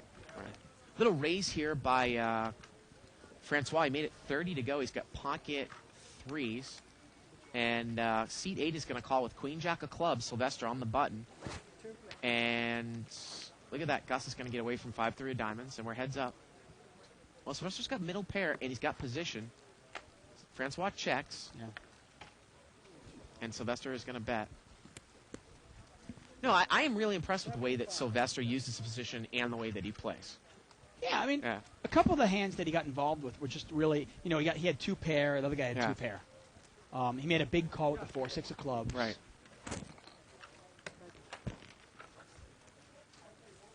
And he's going to be a huge winner tonight. I want to thank Sean Lynch for the email there. Hey, spread the word. Tell your friends about it. Yeah. Plug us. And also, I think you can still vote for us on Bluff if you go to bluffmagazine.com/reader's choice. Yeah. We are one of the choices for best poker show and best poker commentary. Yeah, if you're not sure how to find it, you can go to liveatthebike.com. On the Right. left-hand side, there's a little that says Vote for Bart and Dave. Click on that, and then click on the link. That'll take you to the poll over at Bluff Magazine. Yeah. And you can vote for all sorts of things. You know, your best favorite internet site, favorite casino, and obviously favorite poker show and favorite commentary. And are we still in there as, it's kind of funny, we're in there as Live at the Bike, mixed commentary. Right. And look at this. David Kelsey's going to come in for a raise, Dave, in the cutoff with 8-4 offsuit. Sylvester's going to make the call on the button with, actually, Sylvester's in the cutoff with Jack-10 of diamonds. So, again, Kelsey mixing it up here. And we're heads up. Who do you like in this battle? 8-4 against Jack-10 with Sylvester having position. Well, he's outflopped him. Dave's outflopped him. And he's going to bet. Now, the one thing about Sylvester's game, and I really am a fan of his game, but we've seen it time and time again, he plays, literally, he'll play 23 hours out of 24, A+. Right, and then maybe And then he'll go steam on, off. and then he'll get a bad beat, and he will steam off all of his winnings. Right, right. And if you're going to be a professional poker player, or even if you just want to be a winning poker player and recreational player, you've got to be able to control that emotional part of the game. Right. You know. And once Sylvester can kind of harness that emotional part of the game, he'll really be dangerous. You know, Dave, I was saying you had left the room. You know, Jeff came in for a raise with pocket kings to 45, and I was talking about how the players call them with pocket fives and ace queen offsuit on the button. I'm looking down, ace queen against a really player. I don't that has mind played, calling fives. But ace queen is very questionable. I mean, the guy was on the button, but still, I mean, sometimes you don't even call with ace king there, even though that might sound unbelievable. A big raise against a super tight player with ace king, there just isn't a lot of value, right? Because the hand isn't hidden. Yeah, there's just no reason. You know, Jeff's obviously a pretty good player. He's not giving away his chips. There's no real reason to give a player like that action. Right. But we see it time and time again where players, he still gets the action. Got to give him credit. You know, you can play ABC in this game. Right. You know, play very few hands and still come out a winner. It's interesting now that there's a discussion who's better, Barry Woods or Sylvester. People putting money behind who you'd want to back. Yeah, sometimes it's difficult because you wonder now, if you put Sylvester in the 25-50 game, would he be comfortable playing those stakes? Well, I think Barry Woods would probably have a better performance because he's more comfortable with the money. Exactly. So it's really a relative question. You can't really say, well, who's better? Right. I think it's better for which game. And if you put Barry in this game, it's almost too small for him. Right, right. And he plays almost a little silly. Right. So Kelsey's got ace-7 top pair over there in seat 7.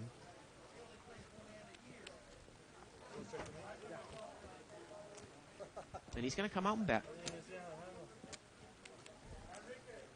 He's going to bet 50. Jeff is not going to get involved. King 9. And Gus here has got 10-3 offsuit. And you know, the funny thing is that, you know, Sylvester kind of set up that play. But, you know, he's a little bit loose and, you know, making some bluffs and showing down some cards, Dave. But, you know, I'm really, really surprised that Gus went broke there with jacks. Yeah, I just don't understand the play at all. I mean, you bet, he calls you, he bets into you, you raise, he re-raises you. Man, I know Sylvester can bluff. Dave, I got to read this email here in a second. I'm going to read it word for word. Word for word. Word for word. This is an email here from Barry Woods. I mean, we always point out, obviously, it's easy for us in the booth, but, man. Bucket queens here for David Kelsey, and he limped in, Dave, early position. And look at this. Gus is going to make a raise here on the button. Oftentimes, I've seen Kelsey do this because, you know, Gus is the type of player that might raise on the button 40 to 50% of the time. So David's going for the limp re-raise here. Right. Now, depending on how many players call between him, if, let's say, nobody calls in between him, you just smooth call. Disguise the holding of your hand. Well, Francois here has got King 10. Offsuit. Tough to play out of position. Out of position. Do you really want to get involved? Oh, no. And he's going to move all in here with King 10. Oh, you know what? Wow. He sensed the weakness from Gus, and he was right. The problem is he just didn't know David behind him at queens. Oh, man. And look at this, and David doesn't even think about it, and he moves all in. I was going to say, you might think about it for a little bit here with queens. Oh, man. They're just not deep enough to get away from queens, I don't think. Yeah. Wow. And look what Gus started. You know what? Francois made the right read. He thought Gus was full of shit. He was right. Right. Problem is he just didn't notice the player behind him might have a hand. And that Kelsey limped in with queens. And Francois is in bad shape here. He's about, I want to say, a 70-30 underdog here. He's got one overcard. And here we go. Queens against King 10 for about $800. Oh, there's a 10. Wow. Well, Francois got some outs now. Well, he needs a king or a 10. Nope. No. David doubles up there. Wow, big pot. About a $700 pot, folks. Yeah, and again, you know, you have to consider again. I mean, you can't necessarily put somebody on a hand behind you, but there are several limpers in there. Yeah. And that's what Kelsey, he set that play up because he knew that Gus is going to raise a lot on the button. Yeah. He actually did that, I think, twice in the game that I played with him last week. All right, let me read this email here verbatim. Before you guys want to, I mean, the interesting thing was that Francois put him. He knew Gus had nothing. I mean, he give him credit for that, but the only thing that's kind of strange is he risked $300 And that's exactly what happens. to win about like 50. Right. I mean, that's the problem with it. All right, Barry Woods has wrote this email. The subject is moron. He says, okay, who's the dumb fuck that thinks Sylvester is better than I am? I may be worse than a lot of players, but Sylvester, in my opinion, I don't know, sucks ass. Capitalized. My 2 cents. B-Dub1. There you go. He also says, have a nice evening, guys. That's right. Good commentary. Right. 3-way Wow, action. though. I mean, it's one thing to back himself up and say that he's good, but then he has to come out and say Sylvester, in my opinion, sucks ass. Right. Wow. Some harsh words from Barry Woods. Well, we're all looking forward to seeing Barry tomorrow. And again, I mean, it's going to be exciting to see the world champion here. But I got to tell you, I'm more excited about the fact that we're going to see Ken and Barry go at it again. I think that's the Man, tale of two. It is going to be a characters great tomorrow. night. We got Barry Woods, we got Corporation Mike, we got Kenneth James, we got Joseph Hashem. What a night of poker. Tomorrow night, folks, 7 p.m. Pacific time. If you want to watch it live, unedited, unscripted, 7 p.m. Pacific time. Button moves over here to seat 5. 35. Boy, Jeff has really played it straight up tonight in seat Yeah, 9. he's been carded. I mean, I've been looking over there to see what kind of hands he's Yeah. had, and he hasn't had much at all. Ace Queen's going to raise here. Sylvester, he's going to make it 35. And Jack 7 of clubs is going to call. And we're going to see 3-way action. Button. Pocket 10's there for seat 5 on the button, Eugene. And the flop comes 9-4-4. Sylvester's going to bet 75. Now, Mo told me, Dave, an interesting part of the game. He says, and I know, Dave, you like to be aggressive post-flop, as do I. But if Mo came in for a raise here and got, say, 3 or 4 people in with ace-queen, he would probably just check and fold. Now Eugene is going to make it 200. Now, this is a paired board, so you might say... Yeah, it's not a terrible flop Yeah. for ace-queen. But I understand what you're saying. Yeah. Obviously, no point throwing good money after bad money. Right. So Eugene is raised. Sometimes you got to know when to give up. It's fair that he knows what he's getting into. Absolutely. If he got a 9 or a 4 or 2 hard to This is where, Sylvester's running hot right now. He's really been hitting his hands. Why not just pick a better spot? Real easy for you to be beat here. You're giving him a tell, though, Eugene. Put your glasses on now. Well, you can't be... you're behind to overcards and a flush draw as well, right? Oh, yeah, he's got the ace of hearts. It's the only thing going for him. Yeah. Yeah, you want to see? You show me yours, I'll show you mine. You can't even beat ace king. What can you beat here? Yeah. It's not like the board is really draw heavy. Even if your opponent just had Jack 10 of hearts, you don't like your hands. Well, again, what do you want? You're out of position, too, for the rest of the game. Exactly. It's an easy laydown. Again, if I got check raised here, and I was in position with ace-queen with the ace of hearts, and I knew that the type of player who check raised me would not do it with the 4, you could call in position. You'd have to pick your spots. The problem is, though, Sylvester raised pre-flop. I'm saying, regardless of what the action was, just the difference between making that call out of position and in position. Yeah. You can represent. Maybe try to represent the 4 later on in the hands. I got you. I think I gave kiss of death here. I said the 2 players that I really like are Richard and Francois, and both of them are not having a good night. Well, look at Sylvester. He's got over 2,000. Yeah, but Sylvester's having a great night. But he did rebuy a couple times. He was down almost a quick grand. Yeah, so I want to say he's probably in for 1,000. Yeah. So he's still up 1,200 for the night. Not bad. 25. Look at David Kelsey. Well, he's actually... I think he's in for 1,500, right? Is he? Okay. Yeah. And Francois is down quite a bit. Yeah, he's in for 2 buy. This is actually his 3rd buy-in right now. He's had a tough go of it. I'm tilting because he asked me. We haven't seen him involved in that many hands, though. It's just one No, of those things. he's made 2 moves, and Yeah. both times were ill-timed. Little raise here by seat 4. Jack 4 of hearts. 6-way action. Ace 5-8. Jeff Klein's got 5-6 of diamonds. Probably not what he's looking for. But Jeff can use his image. You wonder if Jeff can, if he bets it, and he's not going to here, but you wonder if Jeff bets this and takes advantage, he can represent. Well, Eric is going to bet the flush draw in seat 1. The amazing thing is you look at a player like Jeff here, he's only played a couple hands all night, but I would venture to say that if he's down very little. Oh, yeah. And he might even be up a little bit. I mean, again, it was that type of thing for me on Friday. I played so few hands. I made one mistake, but I easily could have been up $1,500 for that session playing 3 hands. Yeah, no limit hold'em. You do not have to play or win a lot of hands. Right. You win 1, 2 good hands a night. That pays the bills. That's it. That's all you need. New dealer coming in the box. We have a little under a half an hour left in the show. Rock and roll. Live at the bike. Live at the bike.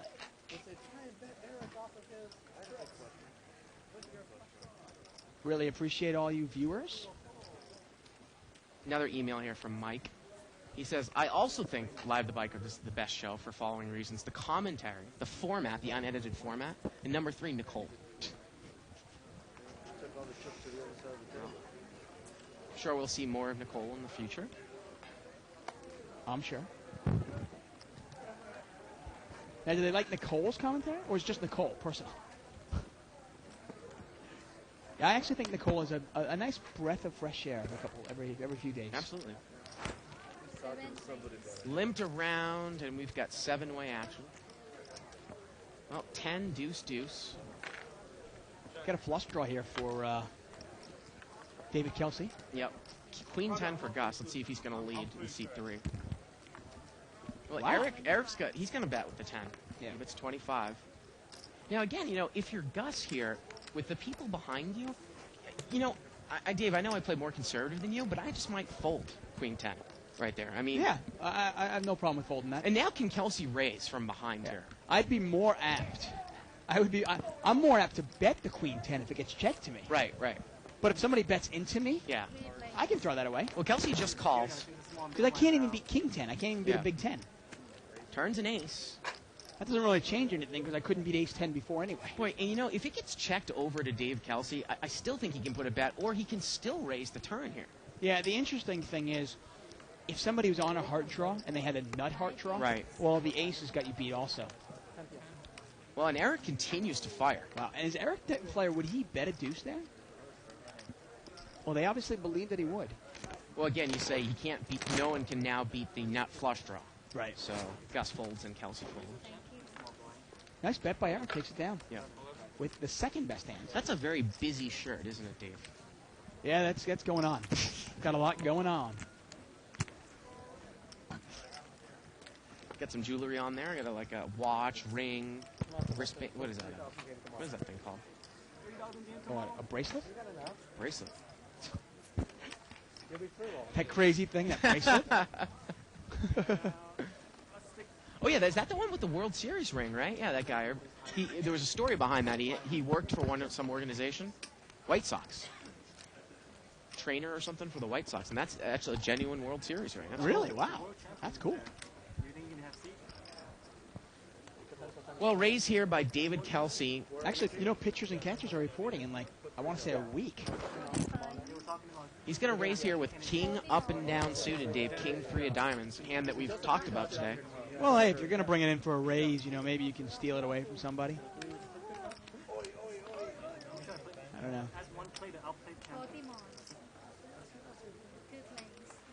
We're heads up. Richard calls with ace 9. And he hits the ace. He's out of position. Now against the raiser, David was a button raiser, but still, ace 9, can you take much heat there? Well, he's going to lead here with a continuation bet. Yep, he gets checked to him. Richard's a huge favorite here right now with this board. Yes. David would need runner Wow, something. and look at this. I mean, what a perfect example here of how you can get in trouble with ace 9. Richard check raises all in. Now, he's only going to get called by a hand that's going to beat him, right? Well, I mean, that's amazing. You're right. Could you get ace jack or ace queen off? I mean, is that his intention? Well, I mean, that's the only thing I'm throwing at you. Yeah. Can you get a better hand off of it?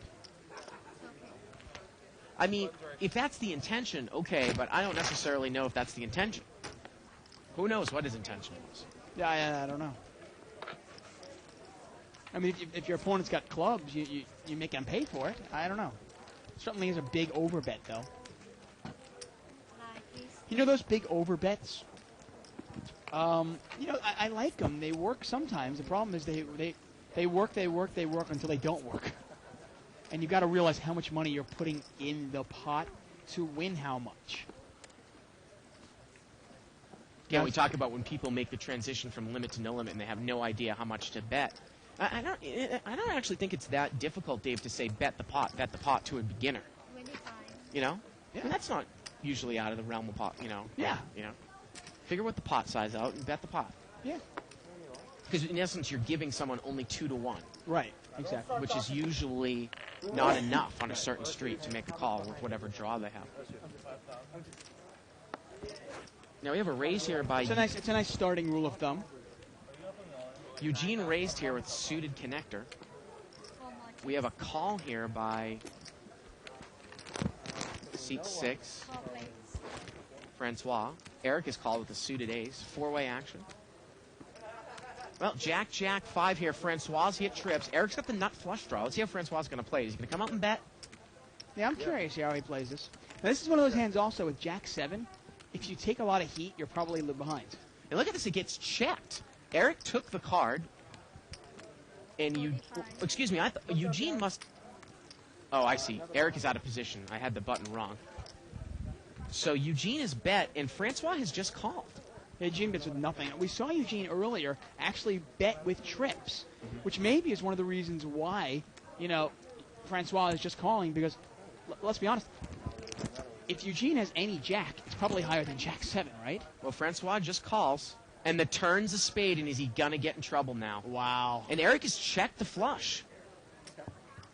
Now, with a paired board here, and Francois now is going to bet with trip jacks. And now how is Eric going to play it from up front? I might have come out and bet the nut flush and seen what happened. Maybe get somebody with a jack to raise me. Yeah. I don't know, Sometimes betting your hand, Yeah. not looking for the check raise, is a stronger play. Yeah. Well, it's a $45 bet here. And you would think that Eric is going to raise. I think he has to raise here with Yeah. 2 jacks out there. See where he's at. And he is going to raise. Yeah. And now, if you're Francois, again, against a solid player, this is almost an easy fold, isn't it? With a third spade, you can't beat a real jack. You can't beat anything. Yeah. There's nothing you can beat except a bluff. The only thing you can beat is, say, ace-queen with the ace of spades. Yeah. I mean, you can beat nothing. I mean, you got to look at the flop, too. The flop was Jack, Jack 5. Yeah. If the guy didn't have spades, there was no other draw out there. If he had a jack, there's no way your jack is good. And Francois is going to lay this down. And it was an easy laydown for him. It is, a but good you know laydown. what? He's obviously a good player. Right. We see a lot of players go broke with less. Right. Well, we see, Dave, 80% of the lineup in our 10-20 game on Friday does not make that laydown. No way. They think that's the nuts. I got trip jacks. Barry Woods, does he make the laydown? And I like Barry's game. Corporation Mike, Allen? I mean, those guys will wait. I mean, they'll wait until the river to move all in with Jack 7 now because they think it's the nut hand. I think against a certain player, Corporation Mike would lay that down. You think so? Against certain players, yes, I do. They're not blind to the fact that, okay, somebody else might have a jack. But Francois, correctly looked at that and said, there's nothing I can beat. No real hands. Email here from Robert Gregovsk. Thanks to the kind Gregovsk. words here. Gregovics? Gregovics. Okay. Yeah, that's good. I feel Live at the Bike is one of the best poker shows out there today. Bart and Dave really know their shit and have taught me so much about the game. Keep up the good work. Thanks you, a lot, G. Robert. Really appreciate the email. And Eugene is going to raise it up here with ace-queen.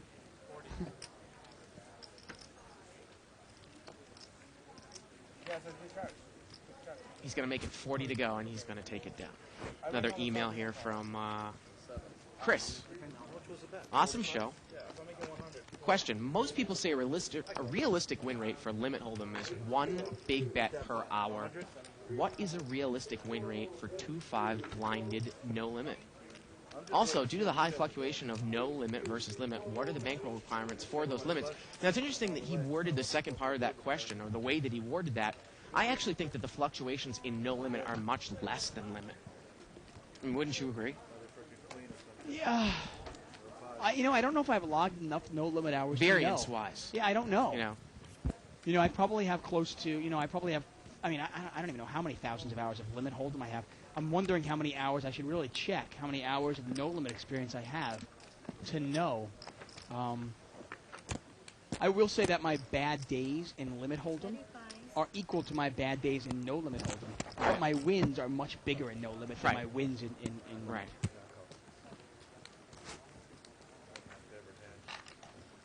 Like I said, the thing that kills me about limit, and I got stuck in a 30-60 game today, and I was down about $1,100. I played 3 hands in 2 hours: aces, kings, and ace king suited. And you lost You them can all. do everything right in limit hold'em and still lose. Yeah. Ace queen 3 here, and David Kelsey has got ace 8, and it's the best hand right now. 60s. And he is going to bet 60, or 60s, as the dealer says.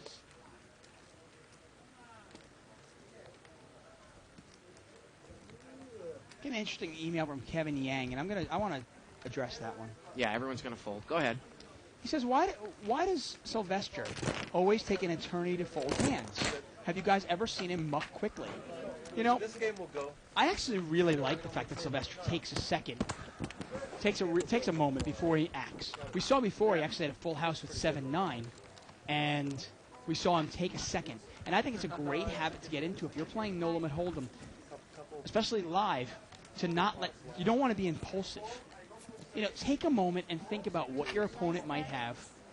Take a second look. Think of what you have before you're calling an all-in bet, or before you do anything. Of course. Nice pedals. I know, man. I mean, I made that mistake on Friday, Dave. I just had in my head that I was going to fold. I didn't look back and replay the hand in my head. Right. I mean, and it also, if you're only taking a long time, certain times, people will be able to pick up on that if they're smart. Live style here by Francois, and it gets folded around in the small blind. Richard's going to raise it up. Ace Jack suited. Makes it 80 to go. He takes down. I mean, I don't want to be annoying. I mean, don't be annoying where you're taking 3 minutes on every single one. You know, sometimes I get on actually Tony Chang, who's one of the props here, because he literally will take like 5 minutes on almost every single decision, which can get really annoying. But hey, I'm all for it. Take 30 seconds. Look over the hand, look over the pot, see how much money you have, see how much money your opponent has. Button moves over here to seat 4, Richard. Is Barry Woods here on 2+2 saying that he's going to come tomorrow night stoned? It appears that way. Yeah, wow, cool. Look at this. We're getting Joseph Hashim. Yeah. We're getting, we're getting Kenneth James. Barry Woods is going to be stoned. Corporation Mike, he'll probably still be bald. It should be a fun night. King Queen suited over here on the button, and Gus is going to make it 15 to go. Button's just going to make a little mini re-raise, it looks like, to 30. Richard does. Eugene's going to call with pocket deuces. And Gus is dominated out of position here. He's going to make the call.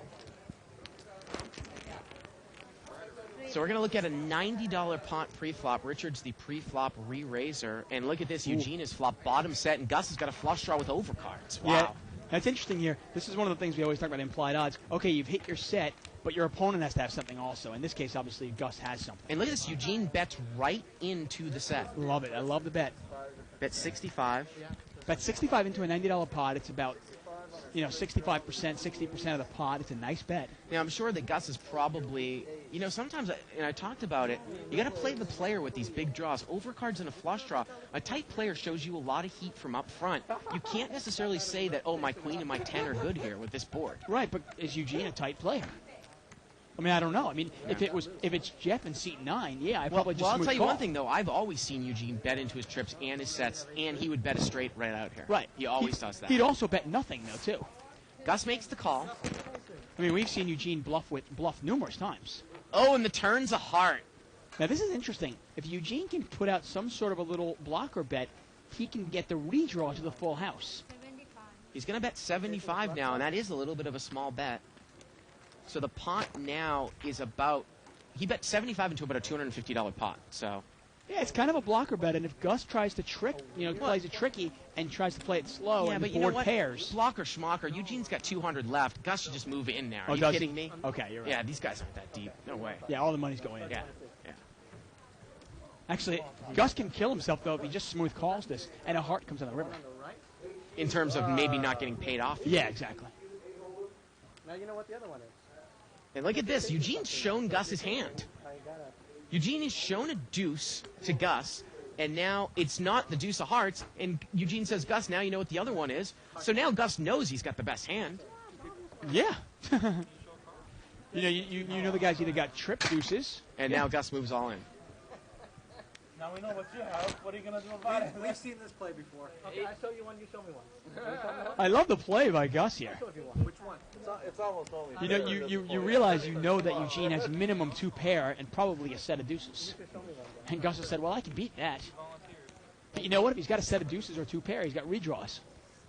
We start looking at the pot was raised and then re-raised. Would Eugene call with a short stack with something like deuce 4 or 3-4, Right. or with deuce 5, something like that? I think a set of deuces is an easy hand that you can put him on. Yeah, well, no matter what he has, once he shows you a non-heart deuce, you know you have the best hand. And I think Gus has shown him one card. No, he hasn't shown him any cards. I mean, someone has to turn his cards over. Unless he turns them over right now. You want to run it multiple times or no? Well, I don't think they allow running it multiple times in this game. No, they don't. And obviously Eugene played in Friday's game where you can run it more than once. Well, it looks like Eugene might have maybe $250 in front of him, so he's thinking about it. I mean, the pot right now is... Actually, I want to make sure that he knows he can't rerun it. He makes the call. And he knows he can't run it? And here we go to the river. And the river is another heart. Yeah. Obviously, Gus is going to take this down with the queen high flush, king high flush. But you were right, Dave. I mean, Eugene actually had a little bit more behind than I thought. If Gus just calls there, and Eugene's got 250 left, could he possibly not have gotten paid off on the river? Well, yeah. Well, I mean, pocket deuces on the river is only a bluff catch. Right. The 7 is like... You got to think about it. If he bets the river, he's got absolutely nothing, or he's got a heart, a big heart, like an ace or queen of hearts. He's not going to bet 2 pair, right?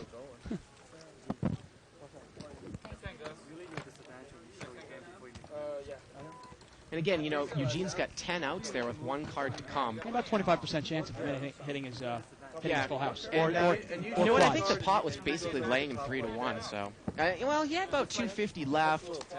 Pot might have been 7 or 750. It was close. I mean, you have to think that the guy has a flush.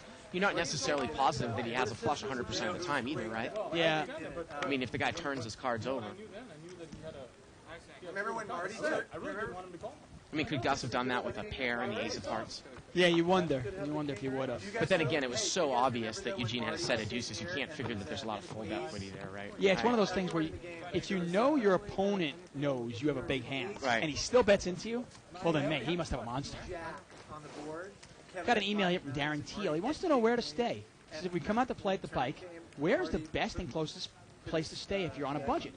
By the way, I bumped my prediction for Mike tomorrow night. I think he's going to lose $10,000. Well, he had actually said in an earlier email that we didn't read that he thought that Corporation Mike was going to lose $5,000 to $7,000. Wow. Francois has made a little mini raise out of the blind with King Queen offsuit. 10, 9, 8, couple diamonds, and Jeff's got a straight. Seat 9's flopped a straight, and he's going to bet. Yeah, I hate Jack 7, but I guess this is one of the few times where you can like it. Well, Francois got overcards and a gut shot to the jack for the nut straight, but he's not going to get involved. No. Jeff takes it down. Well, Jeff is kind of like he's just treading water, waiting for a big hand, right? He showed his card prematurely, and the guy went on. Doing okay. Remember that, Gus? So where do you stay if you're on a budget? Well, there is a hotel right across the street that gives poker rates. Yeah, I mean, I guess it kind of depends like $60 a how night. close you want to be to the Bicycle Casino. If you want to be really close, you can go right across the street for like $60 a night, right? And that is a Ramada Inn. You know, the interesting thing actually is you can stay at your house, Dave. Yeah, that'll work. You got to be careful though. My wife sometimes she actually pulled a knife on Isaac Right, the that night, was so pretty be funny. careful. Wow, Ace King here for Gus. He's going to make it 25, and Eugene is going to put the rest in here, and he's got Ace Queen. He's all in for 25. Well, that'll probably be it. I can't imagine anybody else. Well, calling. Jeff has got 4-5 suited. He's going to make the call in seat 9 because Okay. Gus has got money and he has money. Yeah. Well, I mean, Jeff's actually in pretty good shape here. I mean, you've got 2 aces dead. Well, Jack 10-10 here. Gus Now, still in the lead here. Is Gus going to bet on the side here? He's got a draw with overcards. And he's going to bet and he is 75. gonna bet it, yeah.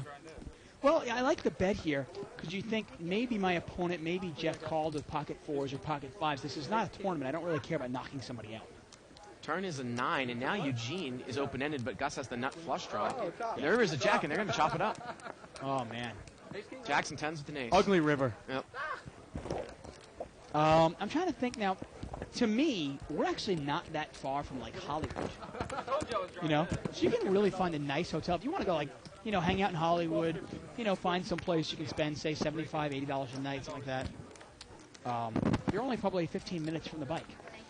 Well, I used to live in Hollywood, and it was only about 20, 25 minutes. No travel. Yeah, it's not bad at all. I mean, staying in L.A. on a budget is tough, though.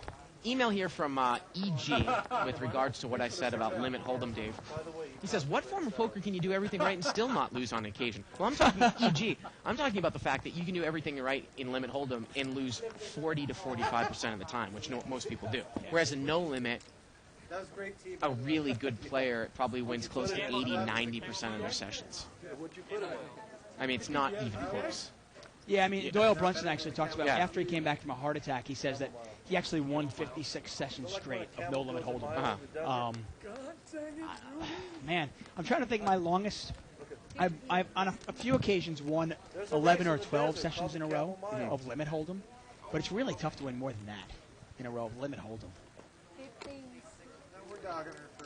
We had a raise here by seat 3, and look at Francois. He's making a move. He's going to re-raise with 6-5 of diamonds on the cutoff. But he had a caller in between, so there's some extra dead money in there. Raised by Gus. Call by Richard, and a re-raise here by Francois. Wow, and Richard's going to call with ace-10 offsuit, out of position. Wow. Here we go. Once again, win a big pot, win a small pot, or lose a big one. Well, he's missed 9 deuce 9. Well, see if Francois represents the overpair. Well, you can represent any pair. How's that? And he's going to bet. Bet's about the pot here, maybe a little bit smaller. Richard's asking how much he has left. Francois is telling him 150. What can Richard beat, though? I mean, except maybe, like, I mean, a pure bluff, 5-6 diamonds here. Well, you were for him. Yeah, he takes it away. Yeah, there you go.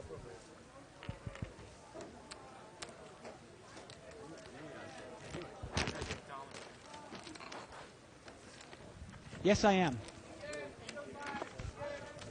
Got a question here from Ronnie, actually. Ronnie was wondering if I was curious how Joseph Hashem would do in a cash game. And of course I am. I can't wait. But I'll have to wait till tomorrow, 7 p.m. Pacific time. Dave, February 14th is Ladies' Night at Live the Bike with London Gallagher, who won the ladies tournament last year and was on the Travel Channel. She was on the WPT show this year. And other experienced women players from Poker Chicks. So that's February 14th. That's great. Wow.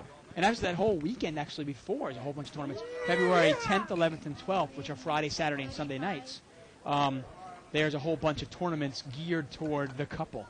So check them out. I think Friday's tournament and Saturday's tournament starts at 7:15, while Sunday's tournament is a woman-only tournament as well, and that starts at 2:15. And I think that Eugene is all in for 35 here with King Queen. I thought Eugene was just all in with Ace Queen. How did he? Oh, he got chopped up. Chopped up, right? And David is called with Jack 9. And Richard's in there with deuces. Aren't these hands that you want implied odds with? Why would you take these against an all-in player? Well, now that David called, it's not necessarily... maybe Richard doesn't call until David does. 10-4-7. And Richard's got $800 in front of him. That's good. Turns a queen. That's your second Well, pair. David's got outs. He's open-ended here. Queen 4. Actually, you're almost right. Check, check. Eugene's got the lead here, though, and the river's a 4. Yep. And Eugene's going to triple up here. Well, let me ask you this question. If you're Richard and the flop gets checked, well, I guess it was an overcard on the turn. Do you ever bet deuces to try to bet Kelsey off the hand? Yeah, you might. I mean, once again, I mean, I think if you're playing in a cash game and you're playing, you know, you've got somebody all in, you don't want to, like, you're not going to bluff somebody off of a dry side pot with, say, 6 high. But if you've got something as good as ace king, ace queen, or any pair, well, yeah, you might have the lead. You never know. Was king good the whole way? I mean, we've seen sometimes, though, somebody will bluff a dry side pot with like 6-5 of diamonds. Right. And they have nothing. They've got 6 high, and you're going, well, what are you doing? Doesn't make any sense. You know, congratulations, you win the side pot, which is nothing. Button's over there in seat 9.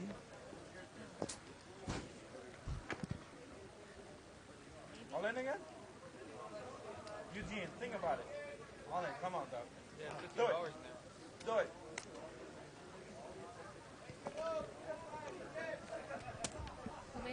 $20 raise here by seat 5. Queen 8 offsuit. Well, now it's getting creative. Creative. It's an interesting word. That's a creative word. Yeah. He's sparingly doing it. And he gets called in 5 spots. 4 spots, sorry. $100 pot. Jack 9-3, couple of hearts. Yep. And nobody has a jack here. Actually, I'm sorry, Richard's got top king pair. jack. Yeah. Seat 4, and he's going to bet. Yeah. And Eugene, the pre-flop raiser, has a gut shot to a 10. And he's going to throw it away. I don't think he's going to get called in any spot here. No, I don't think so. Once again, we've got maybe 5 minutes left in our show tonight.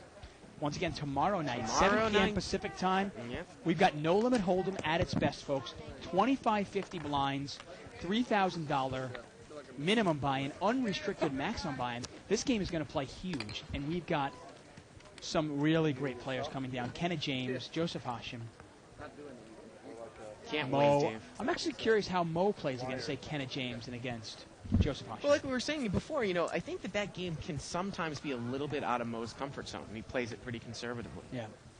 Well, he's been playing it more regularly lately, so Yeah. let's see if he's a little more comfortable tomorrow night. We might even get Ed in the game tomorrow night. Ed is back. He was on vacation. He was in New York for a while. Vacation and business, I believe. Seat 7 here, David Kelsey raises it to 20 with ace-6 offsuit. And Gus is going to call with queen jack. Well, Kelsey's hit middle pair here with the overcard. And he's going to bet. He bets about half the pot. Gus is no part of this flop, though, whatsoever. No. It's interesting, you know, I haven't seen, I mean, Gus plays here a lot. Yeah. I have seen Sylvester in the 500 game, but I don't know if I've ever seen Gus in the 500 game. Some of these players, I mean, I'm not saying, I mean, you should, you know, obviously be comfortable with the money, with the, you know, the level that you play at. But I've seen a lot of these guys that just played 3 to 5 for a long time, and they're just comfortable with it. Yeah, there are a lot of people like that. Yeah. That there are people that have played 20 limit hold'em, 20-40 limit hold'em for 20 years. Yeah, right. And they have no desire to move up. That's the money they're comfortable with. Right. Hey, so be it. To each their own, right?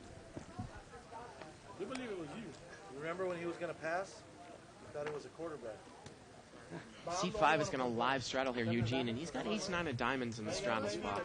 I wonder if he's going to re-raise this, pop it up here. That's the hand he lost that big hand. I know. I said it first. But you would know, you would think that this... You know, I don't think I've ever straddled in my life. I'm not necessarily saying it's a bad play, but I don't think I ever have. Really? Never? Wow, okay. I don't like putting more money in out of position. Well, what about, I mean, I'm a big advocate for, I think you should always straddle when you're... In a 3-handed game. And a 4-handed game. Yeah. Both ways. And in that case, you're actually putting more money in the pot, forcing a bigger pot when you're in position. And Eugene is going to raise. He's going to make it 40 to go.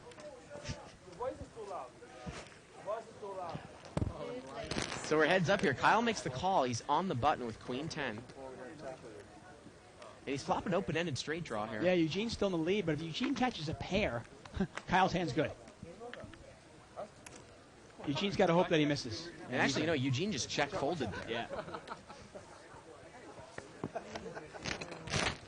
We haven't really heard all that much from Kyle. Really do. No. You see another live straddle. Hey, David, you want to do a double live? I'm cool with that. Are you? Yeah. Cool. Well, Dave, you know what? This is going to be the last hand of the night. This is it, huh? Yep. Okay. Get a live straddle from Francois. Really? Yeah, they're starting to get a little rowdy right now. Okay. A little frisky. Double life? Yeah. Pocket jacks over here for Kelsey. And look at this, pocket 10. And Kelsey just limps in. And Sylvester's got 10s. Wow. And Oh, my pocket God. kings for Francois. Wow. And Sylvester limps in as well. Oh, my. And the interesting thing is Ace queen for Gus. He's going to raise. And Francois might save Sylvester and Kelsey. although the only thing with Oh Fred's- my, but he's short. This is crazy. He instantly moves all in. Wow. And remember, David Kelsey caught Sylvester earlier when he made this play. Last time Gus made this move and Francois made this exact Right. move, Francois had King 10. Right. And David immediately called that time with queens. This time he's got Jack. I don't think he gets away from it. I just don't think so. But when David calls, can Sylvester- Sylvester overcall? No. Well, how about when David re-raises all in? Yeah, well, that makes it even easier. Yeah. I was actually going to say, if David calls, he's deep enough that maybe Sylvester actually calls, hoping to hit a set. Everybody covered here, you know? But now it's an easy fold, obviously. Tens are obviously not good here. And you imagine Gus is going to lay the hand down very easy also. Gus has probably got about another $600 or $700. And we're going to probably have kings versus jacks heads up. Hold on, there's 3 more guys. Well, again, Sylvester's taking a while with this hand. Well, David protected Francois' hand. Oh, yeah. I always love that, huh? But you can put some money. Break the whole You know, sometimes if I think I'm behind with jacks, I smooth call because I want the players in behind me. break the whole thing. You're 6-7. But I can't blame him for making this move. Well, he's going to be out of position the rest of the hand. Like you said, Sylvester might have called there to get heads up. Do you want to play heads up Yeah. against Sylvester there with Jack? I don't mind the play at all. I mean, like I said, Francois made that exact move with King 10 before. You might think that Jack's the best hand, and I think he does think he has the best hand. Everybody is still rolling the come on, huh? If you guys have a good hand, play. Man, Kyle likes his hand, but you know what? His hand has no value, and everybody's all in pre-flop. I was going to call you, for sure. But you can't call me. I can't call now. Well, unless Francois gets incredibly unlucky, he's going to double through here. Yeah, I mean, Francois had to dodge a lot of cards there before, but now he wants to dodge a jack. And at least this might be Francois' first winning hand of the night. What a hand to end the night here. Yeah. This is going to be about a $600 or $700 pop. Yeah, one ace is dead, obviously. We saw ace queen over there, obviously. You know, let's hope the best. All the jacks are live, by the way. Yeah, it looks that way. Oh, here we go. Peel it right off there. Oh, paint Oh, there. wow. Gus would have been nailed. He had ace queen. There's no way Gus gets away from his hand. Oh, my. Oh, man. And Gus wouldn't have minded. Well, Francois is going to take it. Wow. And Gus would have won a huge pot, but obviously laying down ace queen is a pretty easy lay down there, huh? Absolutely. Well, that is going to do it for us tonight. Yes. We hope everybody had a great time. Stick around for tomorrow night's show. One of the best ones ever. Ken and James, Joseph Hashem, Barry Woods, Corporation Mike, some of the other regulars. $25.50 unrestricted buy-in, no limit hold'em. So for everybody here in the booth and for Dave Tuckman, I'm Bart Hanson. See you next time. Good night, everyone, from Live at the Bike. It's here. It's big. And it's closer than you think. It's not a tournament. It's what you don't see on TV. The cash is real. The stakes are high. They bet big. They win big. They lose big. High stakes live action poker.